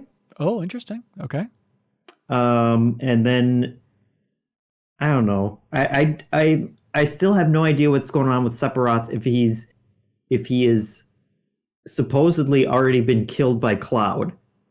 So he's having some kind of visions, but I don't know if that's it. Right. I honestly can't imagine what else it would be, but yeah. Where do you think Jesse and Cloud's relationship is going to go? They're gonna do some super boning. I love it. Welcome to Remake Part 2, Super Boning with Jesse and Cloud. Yeah, what do you think about Avalanche? Like what they're gonna do in the future? Yeah. They're gonna keep blowing shit up. Fucking start a riot. Yeah, that's fine. So I know, and I don't even want to say anything. I don't know where the remake's going. I know that people are debating things online, and so it's such a stupid, cagey thing. But like, I don't even want to say like the tone that some people are taking the remake in, because I feel like it colors this perspective overall. Yeah, but I'm trying to think of like changes that are coming up. It seems like the different sect of Avalanche is probably going to be a big deal. I've stayed very, very pure. I haven't been even like a hint of a spoiler anywhere. Yeah. So if we can keep those at bay, that'd be sweet. Oh yeah, 100%. Yeah. Where do you think it's going, Grant? What's your prediction for changes overall here? I guess I don't want to speculate at this point where it might go, because I don't want to taint Jeff in any way. Yeah. Okay. I guess that's fair. Yeah. Yeah, that's a great point. And also just like, I have no idea, like, based on just the differences between this and the original game so far, like I would not have guessed, and they've worked great so far. So I would have no everything idea. Everything but Roche is really good. Everything is agree great. to disagree. Andrew Valo says, let's address the remake in the room here. When Square Enix first announced the Final Fantasy VII remake, I expected them to drop the ball on all the things I wanted. This is exactly what I wanted. Midgar is breathtaking. Yes. I'm blown away. Andrew Valo says, this is what a remake should be. Yes! Yeah. I think it's only been 6 hours, but between this and Resident Evil 2, my God. We've been spoiled. The golden age of remakes right now. Yeah. It's beautiful. Yeah. Our generation is being serviced right now. Mm-hmm. Serviced in a big bad way. All right. We're thirstier than Jesse here. Slow it down, everybody. Alex Grenling, a friend of the show on Twitter. He's a designer at Bungie now, but he designed a couple of Game Informer covers. He had a tweet that bummed me out where he said, like, parts of the Final Fantasy VII remake are so brilliant, and then other parts confirms in my mind that it is Final Fantasy VII's Twin Snakes. And that shook me to my core of like, is that what this is? This is different than Twin Snakes, right? Am I nuts? I don't completely understand the analogy. Like what's the idea of Twin Snakes? I think Twin Snakes means crawling up its own butt, overproduced, long cutscenes, getting too bombastic and silly for its own good. I didn't play Twin Snakes, so I can't help you with that one. Oh, really? Yeah, That's I didn't either. What? Are you serious? I don't know. You guys are. I obviously haven't. You already know that. My God. Wrong crowd. I never had a GameCube, so I'm out. I missed that one. Jeez. But I mean, if any game was going to crawl up its own ass, it seems like this should be the one of just like blowing out everything that it possibly can. Isn't that what fans want? Blowing it out its own ass. And this is not like I feel like this is not going to get to the space of so like 2,000% more overcomplicated than it should be type of space. Like I'm worried. Yeah, they're yeah. Okay, sure. Be worried. Is that a threat? Be worried. The rest of us are going to have fun. I'm so happy I with think it. that's a silly thing to worry about. Okay. Honestly. You're right. You're probably right. Hey, thank you, everybody. You did it. Thank you, everybody that wrote in. Heroes. Each and every one. Great thoughts so far. What's that, Grant? Great thoughts so far, really. Honestly, they're so much smarter than us, and just being able to channel the hive mind of the internet is the best. If you enjoyed this discussion, or if you're watching this and you say, hey, I'd like to contribute some thoughts on the next chunk, it's very easy. Support us on Patreon at any tier. Realistically, for $2, you can cancel your Patreon support after 1 month. We won't tell anybody. I won't tell Jeff them. For $2, you can be a part of this whole thing and contribute your thoughts. We'd really appreciate it. We would definitely appreciate it if you told a friend about The Deepest Dive. If you have a friend that loves Final Fantasy VII, you say, hey, turns out this is going to be the best, most thorough discussion about Final Fantasy VII Remake on the internet. Please help us share it. We're looking to grow this sucker because we got a lot of games to go. 6 hours in, too. I know. There's so much to cover. So the next chunk, everybody, is going to be chapters 5 through 9. Okay, just want to say to everybody also, that's the first time that I know that I can play up to, and now I'm very excited. Oh, there's 5 through 9. Yes, all right. 5 through 9. And so that's going to be next week. The episode will be airing on April 22nd. We'll put up the call on patreon.com/MinnMax2Ns. Looking for your comments only on chapters 5 through 9, please, on April 20th. So please get ready for that. I don't know how long this is. Probably around the same length, maybe a little bit longer, but we're going to have some more Final Fantasy VII to soak into and hopefully have a lot more to say. And hopefully we can get Kyle back next week because we're going every week here until this thing wraps up is the plan. So this was and then we're going to do it again. Let's do it again. So next week is chapter 5 through 9, just for a roadmap. The week after that is going to be chapters 10 through 14. And the week after that is going to be chapter 15 through everything else in the game. So we're going to have a fun time doing chapters? It. No, there's... Yes. Did you say 50? Yeah. Yes, exactly. You got it. Hey, that's it, everybody. Oh, my God. Thank you. And Ronnie and Grant, thank you for recording a long podcast. Basically, your first podcast ever. How does it feel? I want to go home. I'm scared of when I leave the room that I'm recording from. What's going to happen out there? Certain loved ones saying, what are you doing in there, you idiot? I heard you yelling about Roche. All right. Well, in the immortal words of our Savior, everybody, vroom! Materia! MinnMax is a Patreon about games, friends, and getting better. The Deepest Dive is the best, most thorough discussions about games on the internet. Prove us wrong, please. The MinnMax Show podcast airs every Thursday. Patreon supporters vote on what we stream every single week, and a whole lot more. Give us a shot, try subscribing to the YouTube channel, and we hope we can win you over.